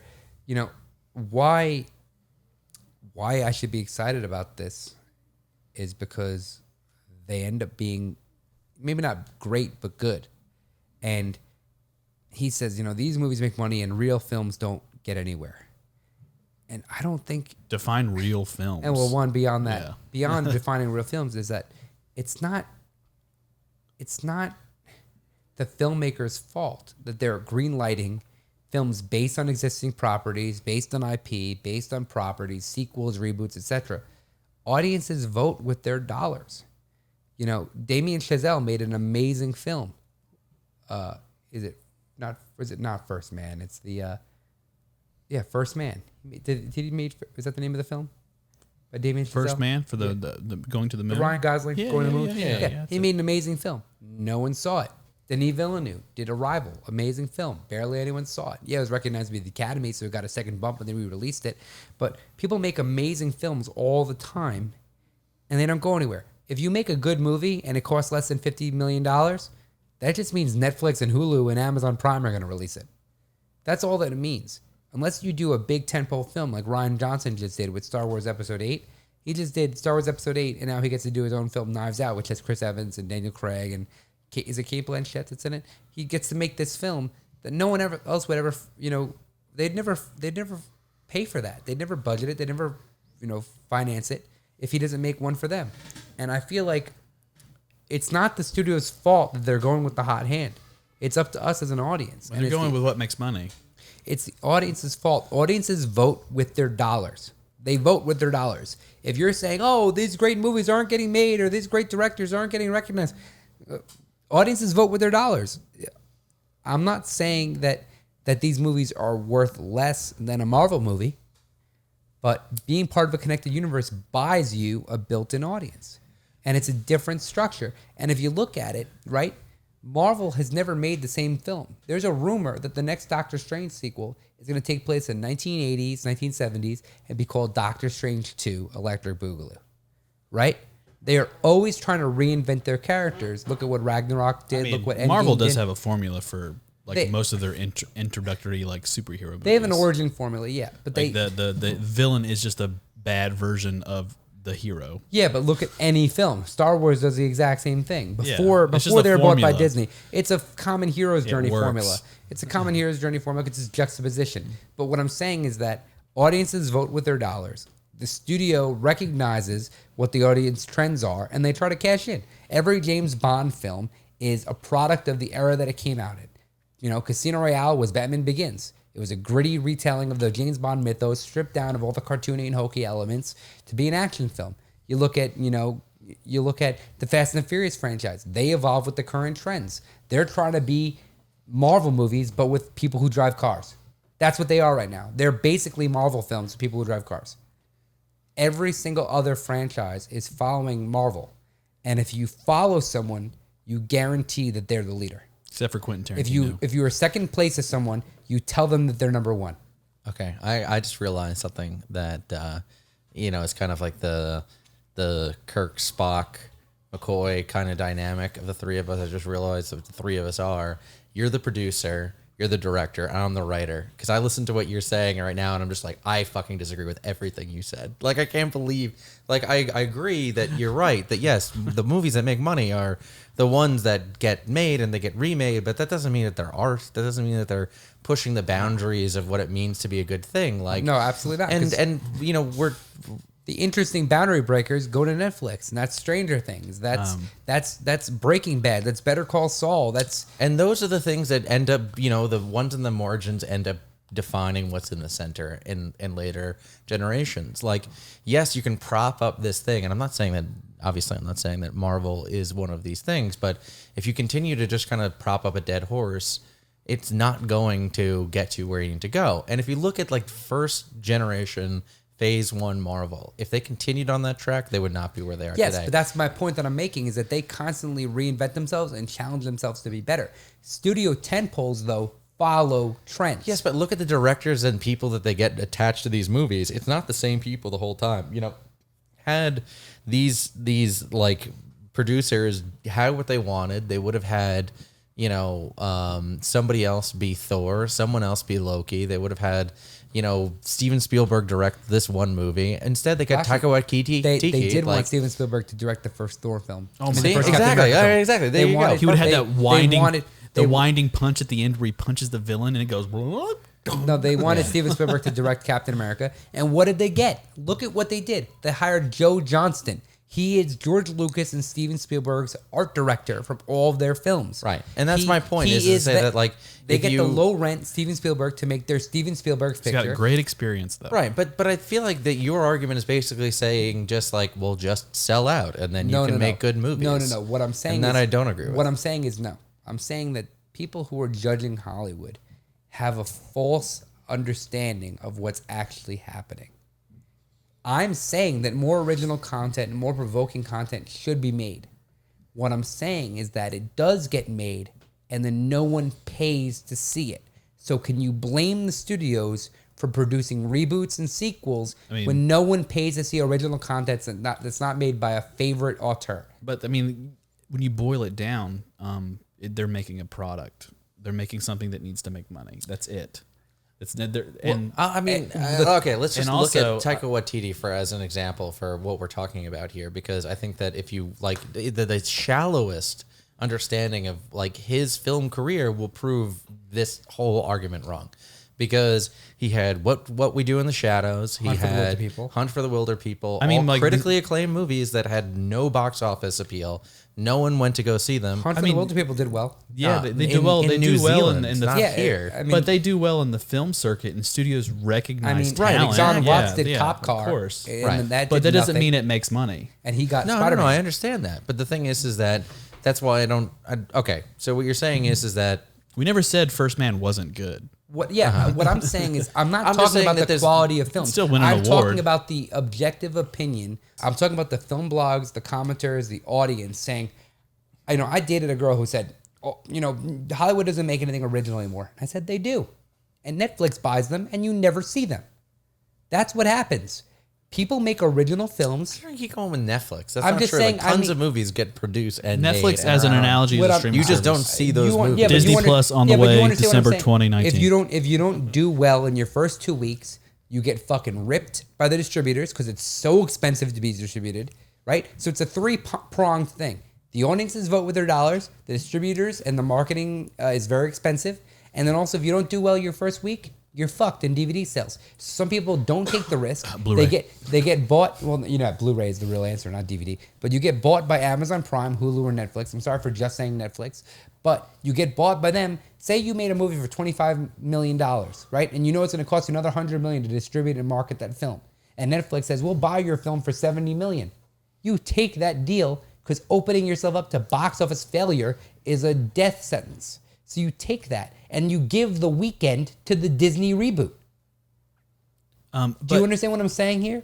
Is that nobody is going to make an art house film and distribute it worldwide in a capability to defeat the reboot, the sequel, the whatever. And yet, John Wick, which now is in its third iteration, There's always an sequel, outlier. That I'm not gonna say there's not an But outlier. yeah, there's an happen. outlier, Like, but that's the exception, not the rule.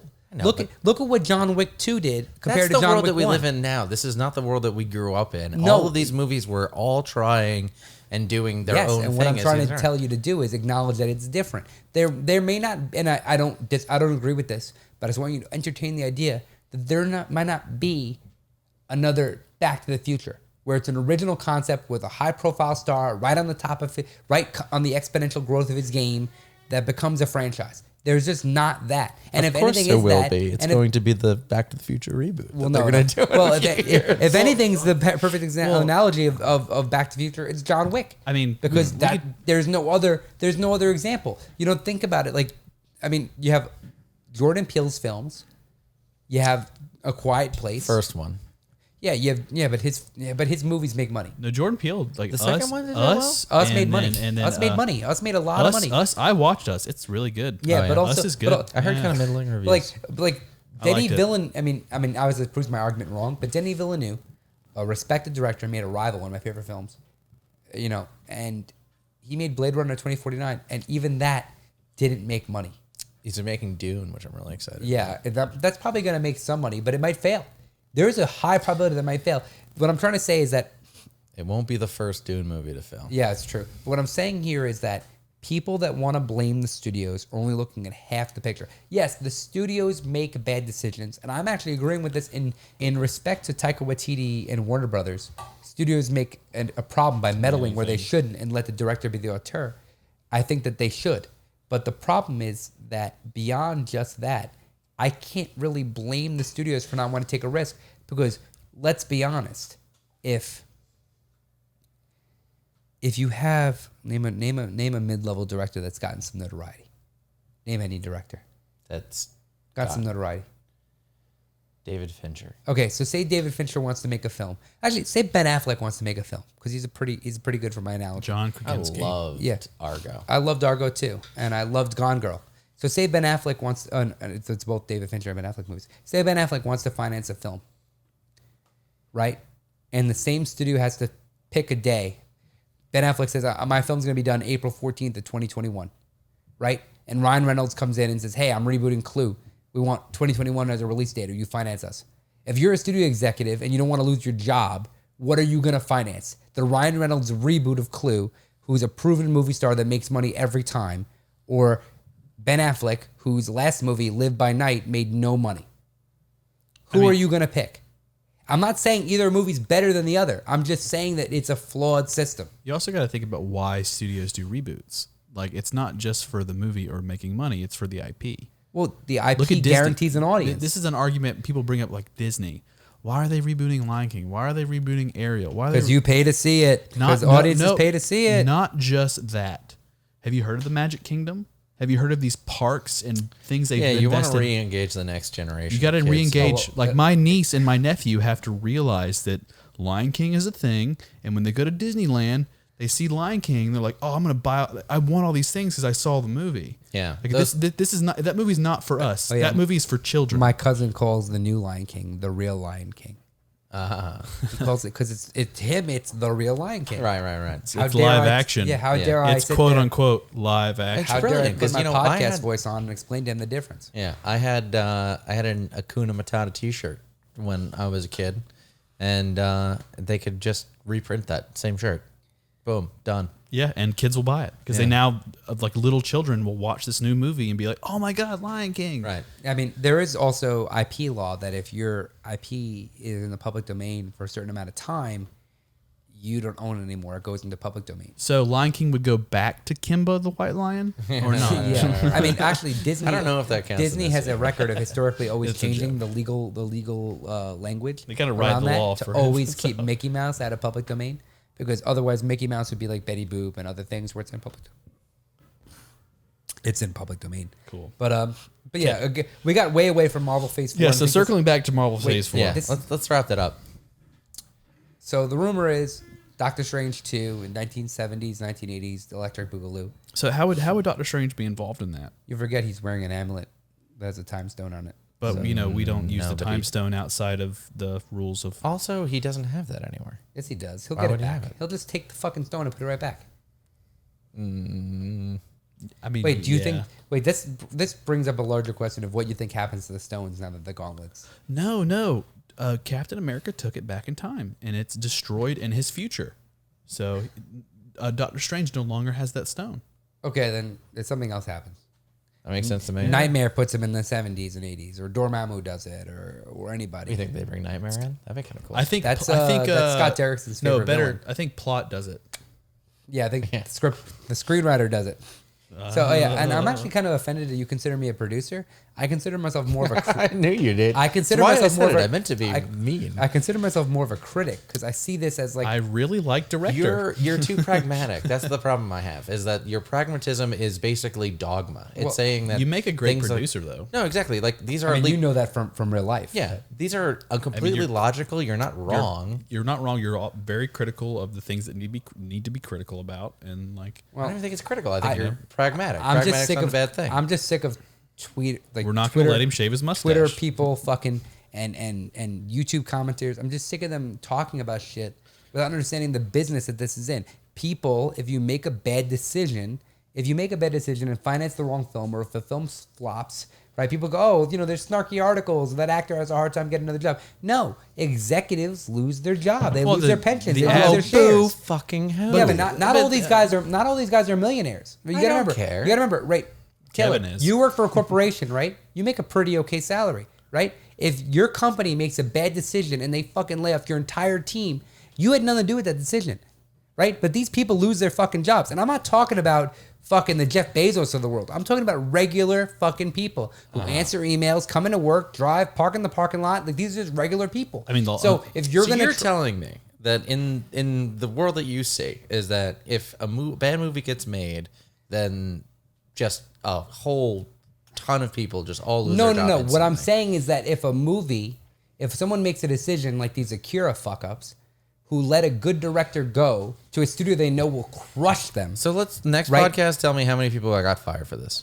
They don't release that information. know, but you can know, find out if we You try know to that they don't release that information. Well, Come I mean, on. find out. But no, what I'm saying to you is that everyone has fear. Everyone in this industry has fear. I'm not Okay. saying that every time someone loses their job, but even if it's every third time someone loses their job, people are terrified, right?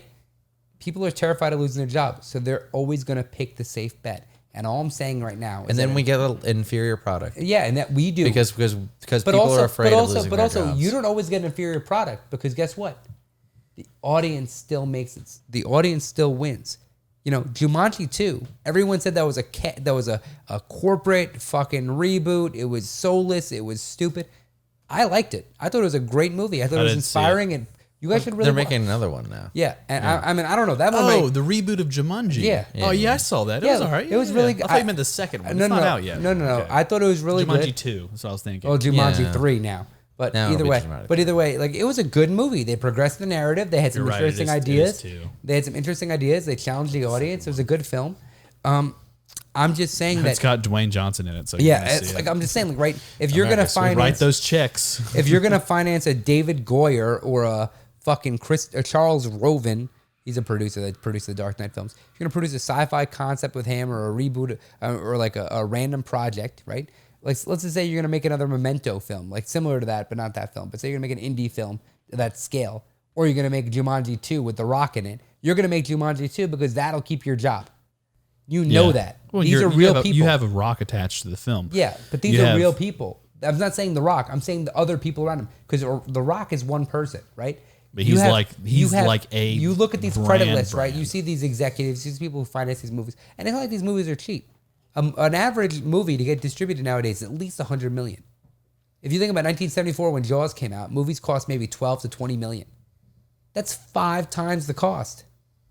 So if you're taking 5 times the risk as 30 years ago, How much is you're going to be 5 times safer. So you're not going to get Back to the Futures. You're not going to get Practical Ghostbusters. Jaws You're not going to get the original Jumanji. You're not going to get the original Clue. You're not going to get any of this stuff. You're going to get Detective Pikachu. You're going to get Alita Battle Angel. You're going to get all the shit that's based on existing properties. Doesn't matter if the American audience cares. And I did like Detective Pikachu. I'm just saying. I like Detective Pikachu. I'm just saying you're going to get these Shoot from the Hip, Ghost in the Shell, all this stuff. You're going to get Murder on the Orient Express because it's named after something else. That someone can Google it, see it had existing preference, and they're going to think it's better than other things that come out that weekend. Because this weekend, Lion King came out, and Stuber came out, and no one saw Stuber. I think we need a companion podcast, which is just Lex yelling about the movie industry. I mean, so far Marvel So, Phase really- Phase 4 is exciting. We're having a great time talking about Marvel guys, Phase 4. I have no problems if you cut all this, but this is something that I feel very strongly about. No, but this needs to go into this his is side. episode 1, Lex. This is free reign to run as long I as can't wait you know. because I'm gonna listen to this whole thing and just be like, God damn it! I Lex could is have jumped so- in at any point. You had the so- opportunity to just, you'll be in the shower Yeah, but, thinking I mean, about what you can- should have said. You can tell me oh, I'm I wrong. don't care. I'm not saying anything because I want him to give him enough rope to hang but, himself. But you can tell me I'm wrong. But I'm You just are telling wrong. you, it's a safe bet. You can't disagree with that. Safe. Yeah, no, I agree that it's a safe bet and it leads to an inferior product. Not always. Yeah, Some not of the always. Look, like my thing is like, of course, studios are going to want to make money. It's a That's their job. Their job is to make money, yes. And then at the same time, people complain that there's a lot of reboots, but at the same time, it's not just about rebooting because they know they'll make money. It's just like they've invested so much money into the IP already, so they need to reboot They can it. refranchise things. They need to the whole do that thing. for the new Yeah, I get it. But also, They're not do we not remaking blame Lion the King audience for for us. not going to see cool shit? No, not at all. You don't blame the audience. You don't blame the audience at all for not going to see cool shit. Oh wait, no. I mean, I think that you're giving complete Sorry, I autonomy misheard you. to. I misheard you. No, I think you're giving. I think you're like. I agree with you mostly. I do. I think that you're Just removing letting you know, some. the director here agrees with you mostly. Yeah, right. The writer still thinks The you're an blood-sucking asshole. lawyer. Right. So I think that you're undercutting the fact that there is a certain dynamic of regurgitating these things because this is what the studios think that people will like. And it's, if you create a spectacle, if you create the advertising, if you create all of this around these things, then yes, if you don't celebrate them properly, then no one's going to see these really good movies that no one's watching because no one's going out of their way to spend millions of dollars on making little fucking toys for some art house movie. Well, let and me so ask yes, you- I will absolutely agree that in that instance, the audience is to blame because they've swallowed the tripe that is not just the movie itself, but the accoutrement that the industry forces on them. Wait, so if you're gonna say that it's only like that implies that somehow the audience knows about the movie before they see it. They do. know they don't know about They it. do. The no, movie- no. the They movie know news cycle about is the so much trailer longer. that they hear. They No. hear about all the fucking news things that say like, oh well, this is going to be a huge thing right here. Like all the advertising, all of that goes in the radio broadcast that talks about like, oh, Avengers is the movie you got to see this weekend. I'm not saying that's bad. I'm just saying that Still didn't if mean you Avatar. think that like every person is like, I mean, this comes down to like voting in general, which is like if you assume that every person is a completely well-informed, well-educated person when it comes to what movie they'd want to see, because I'm sure there's plenty of movies out there that the general public isn't seeing because it's not being shoved down their throat. I will say then- that But about. look, wait, I pause. argue with that real quick with my personality because I don't like to necessarily venture off. I'm not necessarily following a path, but I'm a creature of habit. I'll watch the same 4 movies fucking over and over and over again. And my girlfriend's really good at watching movies she's never seen. And I will never think about seeing it. I'll never even care about it. She's like, you should watch this. It's great. And it's like, what? No, I don't care. She's like, just watch it. You like it. And I was like, I'll watch it. And I was like, this movie's fucking awesome. Well, wait, let's point this out, right? Hold on, he's in the middle of thought. Well, it's like she'll put me in she'll just pick a random movie that I would have never picked. For some reason, I'm uncomfortable picking something random that I'm not familiar with. And I'll watch it and I'm like, fuck, it was good. That was a good movie. I really enjoyed it. Yeah, it's like, but it's about getting, like, how to do people with a new idea, a new concept, get a general audience that's like me, that it likes comfort zone, to get out of their comfort zone to see something. Wait. That's just a marketing But challenge. wait, think about this. It's not just marketing. It's not. You make a movie because you know people are going to see it. And a point that I think we can both agree on is that at some point, each of these movies that are now the franchises that we can't escape were the moonshot that someone had the faith to say, okay, let's make this movie despite it possibly losing money. How so? I want to hear this out. Well, I'd say that Iron Man, when it first came out, was probably one of these movies. It's just like, well, it wasn't exactly a... What was the trend at the time, though? The Dark Knight came out the year before, or the same year. No. And it made a shit ton of money. They knew Yeah, superhero The movies Dark were on Knight the came out- rise. Iron Man came out May 7th. Dark Knight came out in July something. We're not saying Iron Man wasn't a risk at all. No, it was. It was, definitely a a risk. risk. It was a risk, but I think the Well, bigger. we're not talking about, we weren't talking about Spider-Man. We're not talking about X-Men. We're talking about Iron Man, which is like never even been a big Spider-Man comic book 1 character. was like the forefront of like, this is a genre that can be successful. It was actually X-Men. X-Men was the X-Men. beginner of the because whole movie mid trend, 90s, late comic 90s, trend. like the technology wasn't quite there to make So these okay, movies. then let's not say Iron Man. Let's say X-Men. They made that movie. What was it? David something or other? No, it was Bryan Singer. Brian Singer. Brian Singer was just like, hey, I want to make an X-Men movie, and everyone's just like, you're fucking nuts. No, they gave it to him. They begged him to do it. Okay, well then someone went Begged to on somebody their knees. and said, let's make an X-Men movie. Do you disagree? No, but do you Someone know- did that. do you know Someone why said they that made an this is X-Men a movie? risk, and then we're going to take this Do risk. you know why they made an X-Men movie? Because it wasn't a risk? No, I'll tell you exactly why. I mean, Why? it was still a risk. Every movie you make is a risk. Cause Okay, great. The more expensive, Then we're in some the agreement. more then. the more expensive the movie you make, the more of a risk, right? But again, people are always trying to see why they're trying to cover their ass. Blade, made by Lionsgate for nothing. I think it was like 17 million, starring Wesley Snipes. Made a shit ton of money and even more in DVD sales. By the way, really good. Yeah, Blade 1 is amazing. Blade 1 is amazing. Well, Blade 2 is good, too. I don't I know love if Blade Blade 2 2 is amazing, better than 1 because Guillermo del Toro. But Blade 1 made some money. Not a lot, but made some money. Made some direct-to-DVD, mid to late 1990s money. And some studio executive said, wait, what comic properties do we own? And someone said, we have X-Men. Well, let's make an X-Men movie, but kind of like the Blade movies. I'm like, what do you mean by the Blade movies? You mean it's always night and everyone wears leather? Sure. And that's exactly what they did. They leaned on what was popular. They didn't stay true to what made X-Men cool. They didn't have people going to outer space or mutants having flashy costumes. They leaned on what was popular in the genre at the time because they're studio executives. And I'm not saying they were right. They were 100% wrong.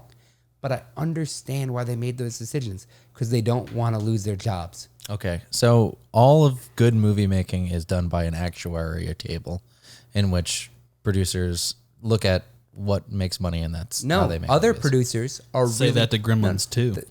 Which, by the Gremlins 2 way, is- didn't make money. And Gremlins also- 2 didn't make money. It's a fantastic movie, though. It's one of my favorite movies. It's Top a 10. incredible Top 10 movie. Gremlins 2 is amazing. I'm glad we got to Gremlins. Gremlins 2 is so I good. listened to a podcast about Gremlins 2 today. Isn't that weird? I was just reading the Wikipedia article last night to try to figure it out.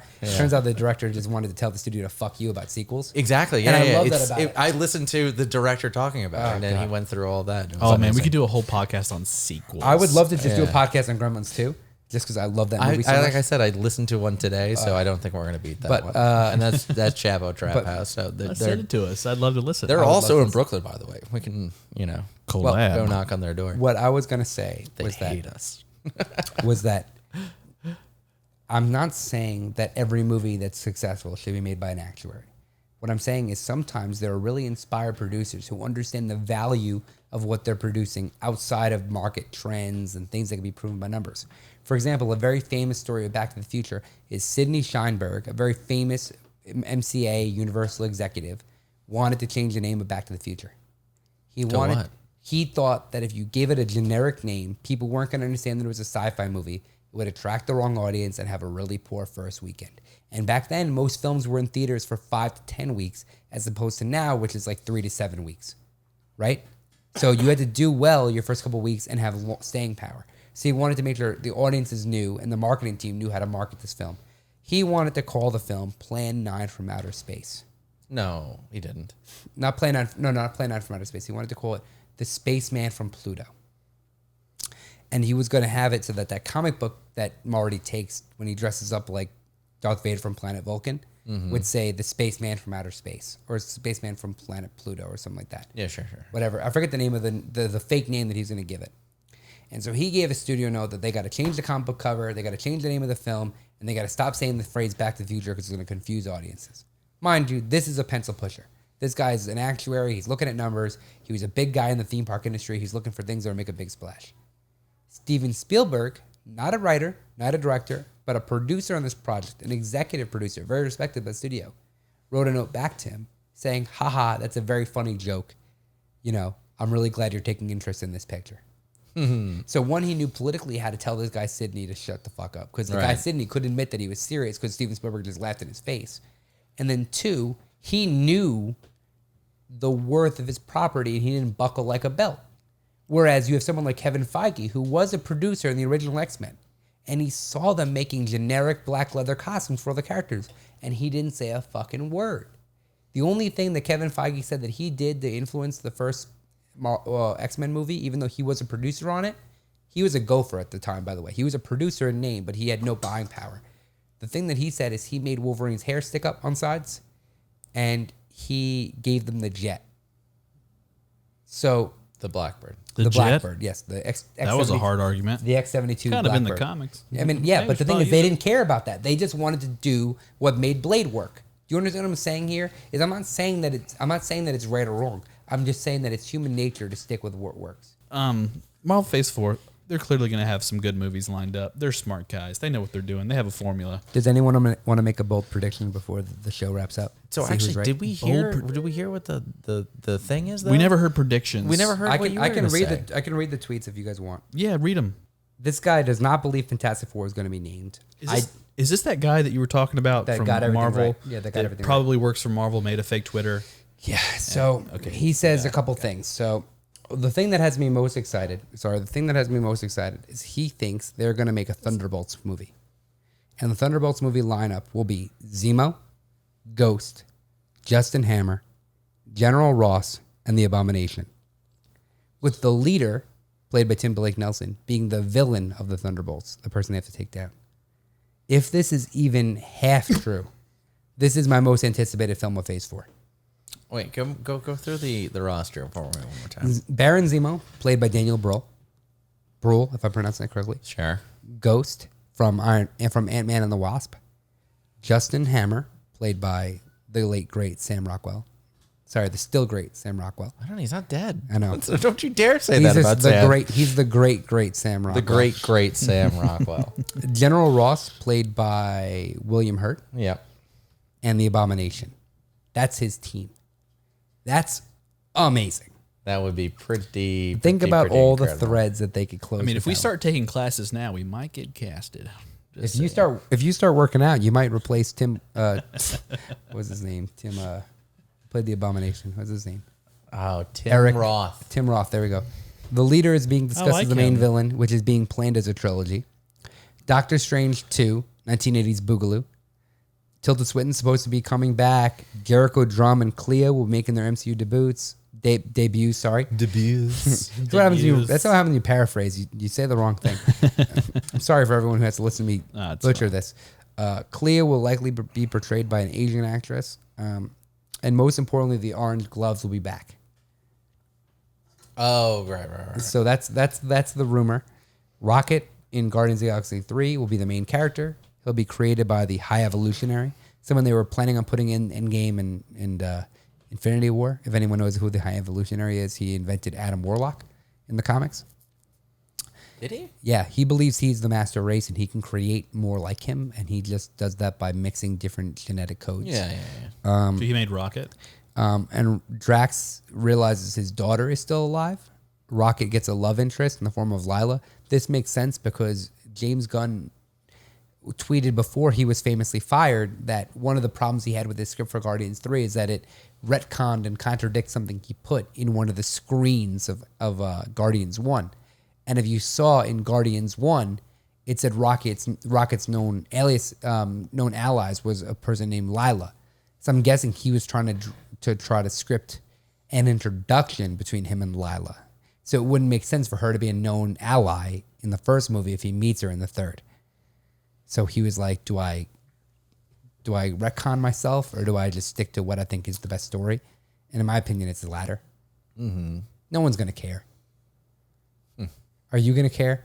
No. If he makes a great movie, are you going to care that it says something on a screen one time?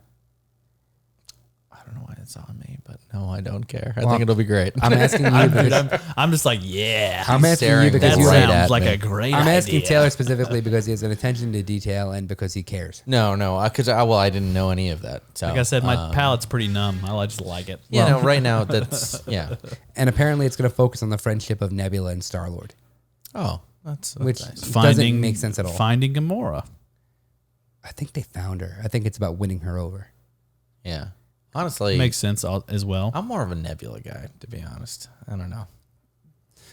Are you? There's not Yeah, a- I mean, for sure. Yeah, there's something about her. She's just a little like rougher. That She's got that sultry voice. She's got a Yeah. sexy voice. yeah, there's something I don't know. I just, Huge. What's her name? Jillian. Karen Gillan. Karen Gillan. She looks hot in these. I mean, Zoe Saldana is no. something else. If Obviously, anyone's ever, I'm not Zoe Saldana's not a Dude, slouch here. they're all kind of hot. if you've ever seen The Losers, she's amazing in that film. That's a great. Like, it's not a good movie, but it's great. The Losers is the one where They all it's look good. Chris Chris Evans. Yeah. Yeah. Max would love that film. They're all It's- specimens. It's basically the A-Team, but with superhero tropes. And rumor is that David Morrissey is up for a role. Marvel loves him very much. And rumor is he might be Doctor Doom, which is an incendiary thing to say because I have a very strong opinion that if What's you're his name? David what? Morrissey. He's the actor who plays the governor in Walking Dead. I personally think that if you're going to do Doctor Doom, I would like to see a Leo. I know that this gets me in some gruff with. Well, Taylor. first of all, one thing I want to say about that is that if you do Doctor Doom, you don't see Doctor Doom. Unless in and- flashback you could see him. You can see him in his Yeah, he's a- origin story. You And have that like is he the has his only time. mask on the whole time. Well, what I was going to say is if they did a flashback with Leo, you have so much cinema reference to show what he could look like as younger Leo. You could de-age him similar to the way you do, Kurt Russell or Yeah. Michael Douglas. But I feel like the audience will really understand the pain and torment of what it would be like to look like Leo and then to look like Victor Von Doom. And I also think he would do a really interesting accent. Certainly in the Marvel 1776, was that what 1776? Otto the Handsome.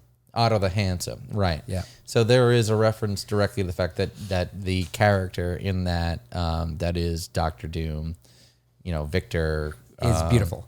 is beautiful, and so they call him Otto the Handsome, and then he's disfigured in the comic book series. So, but that's not really something in the comic books for Doom. That's a big deal in both the Ultimates and in the original version was that he was somewhat of a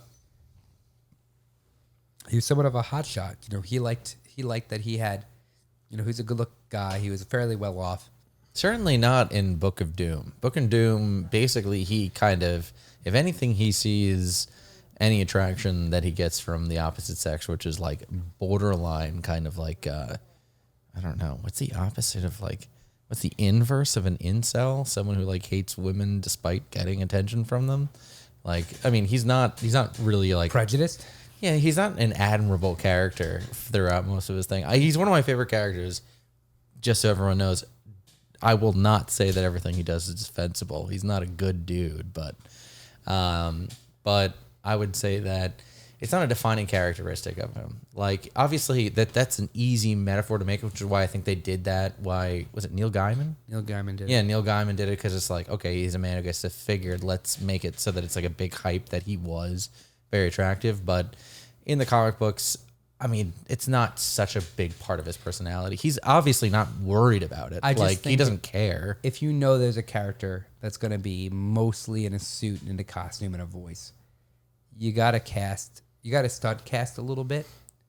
You know, you got to have someone with presence outside of the mask. And they already ruined who would be the perfect Doctor Doom with Mads Mikkelsen in being in Doctor Strange, who played Caecilius. He would have been a great Doom. He had a foreign accent, like a light foreign accent. He would have been the perfect by the numbers. Like if you're trying to not It could be change Doom. Latvian. I don't Yeah. know what that accent sounds like. I really think that Leo would go for broke for it. I just don't. I don't. You know what? I don't want it because the same reason why I hated what's his name being in episode 8 of Star Wars. The guy from Usual Suspects.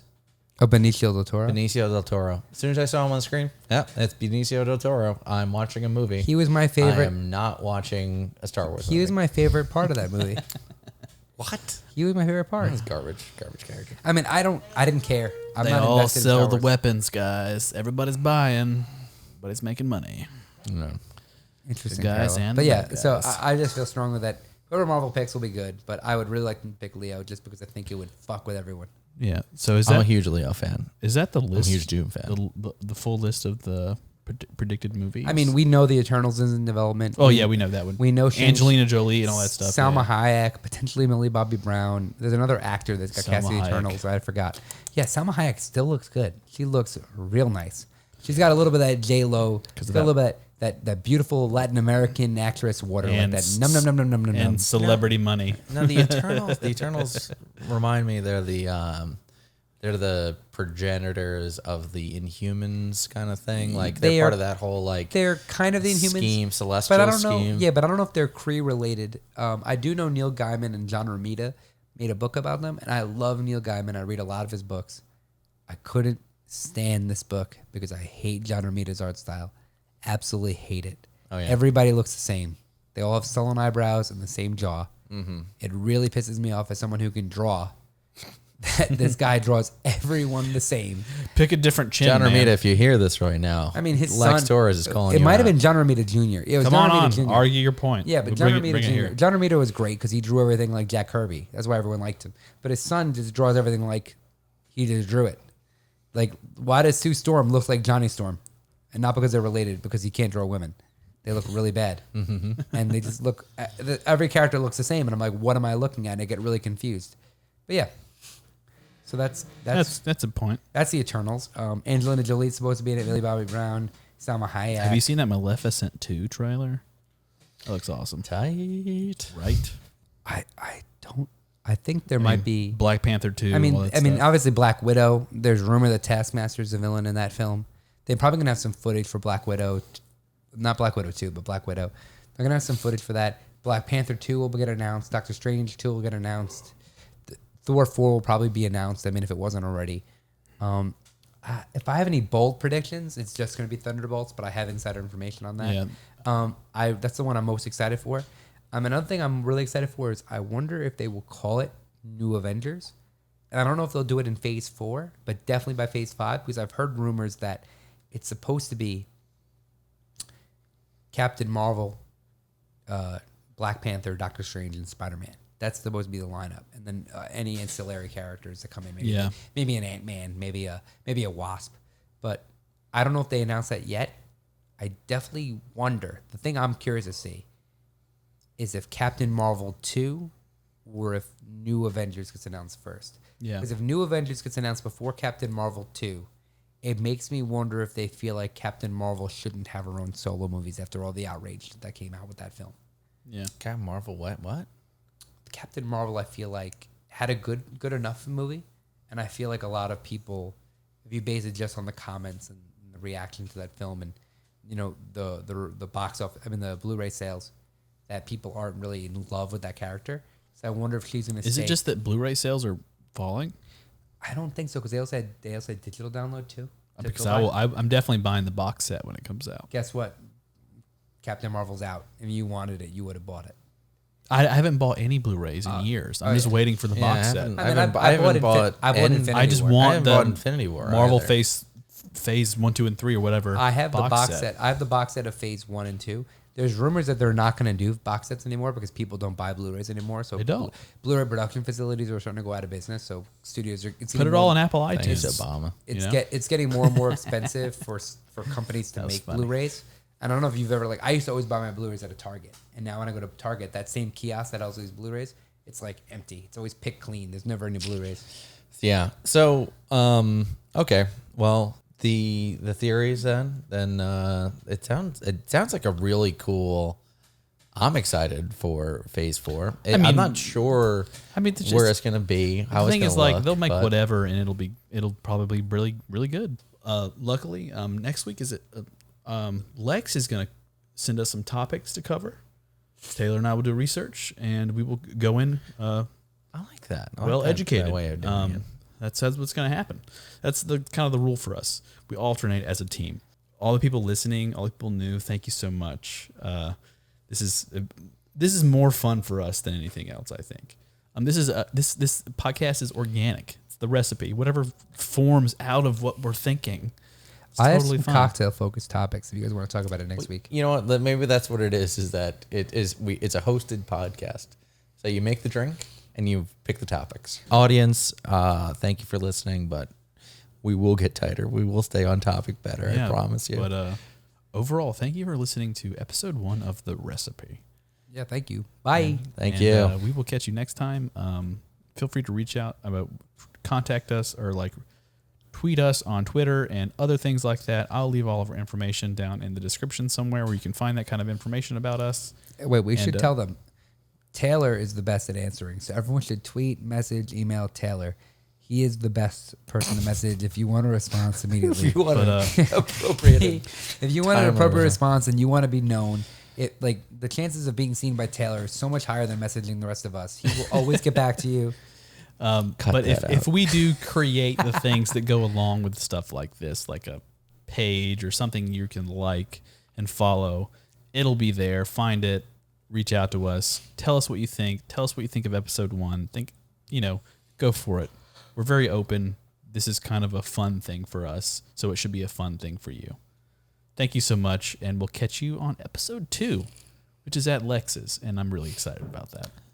Peace. Bye. Peace.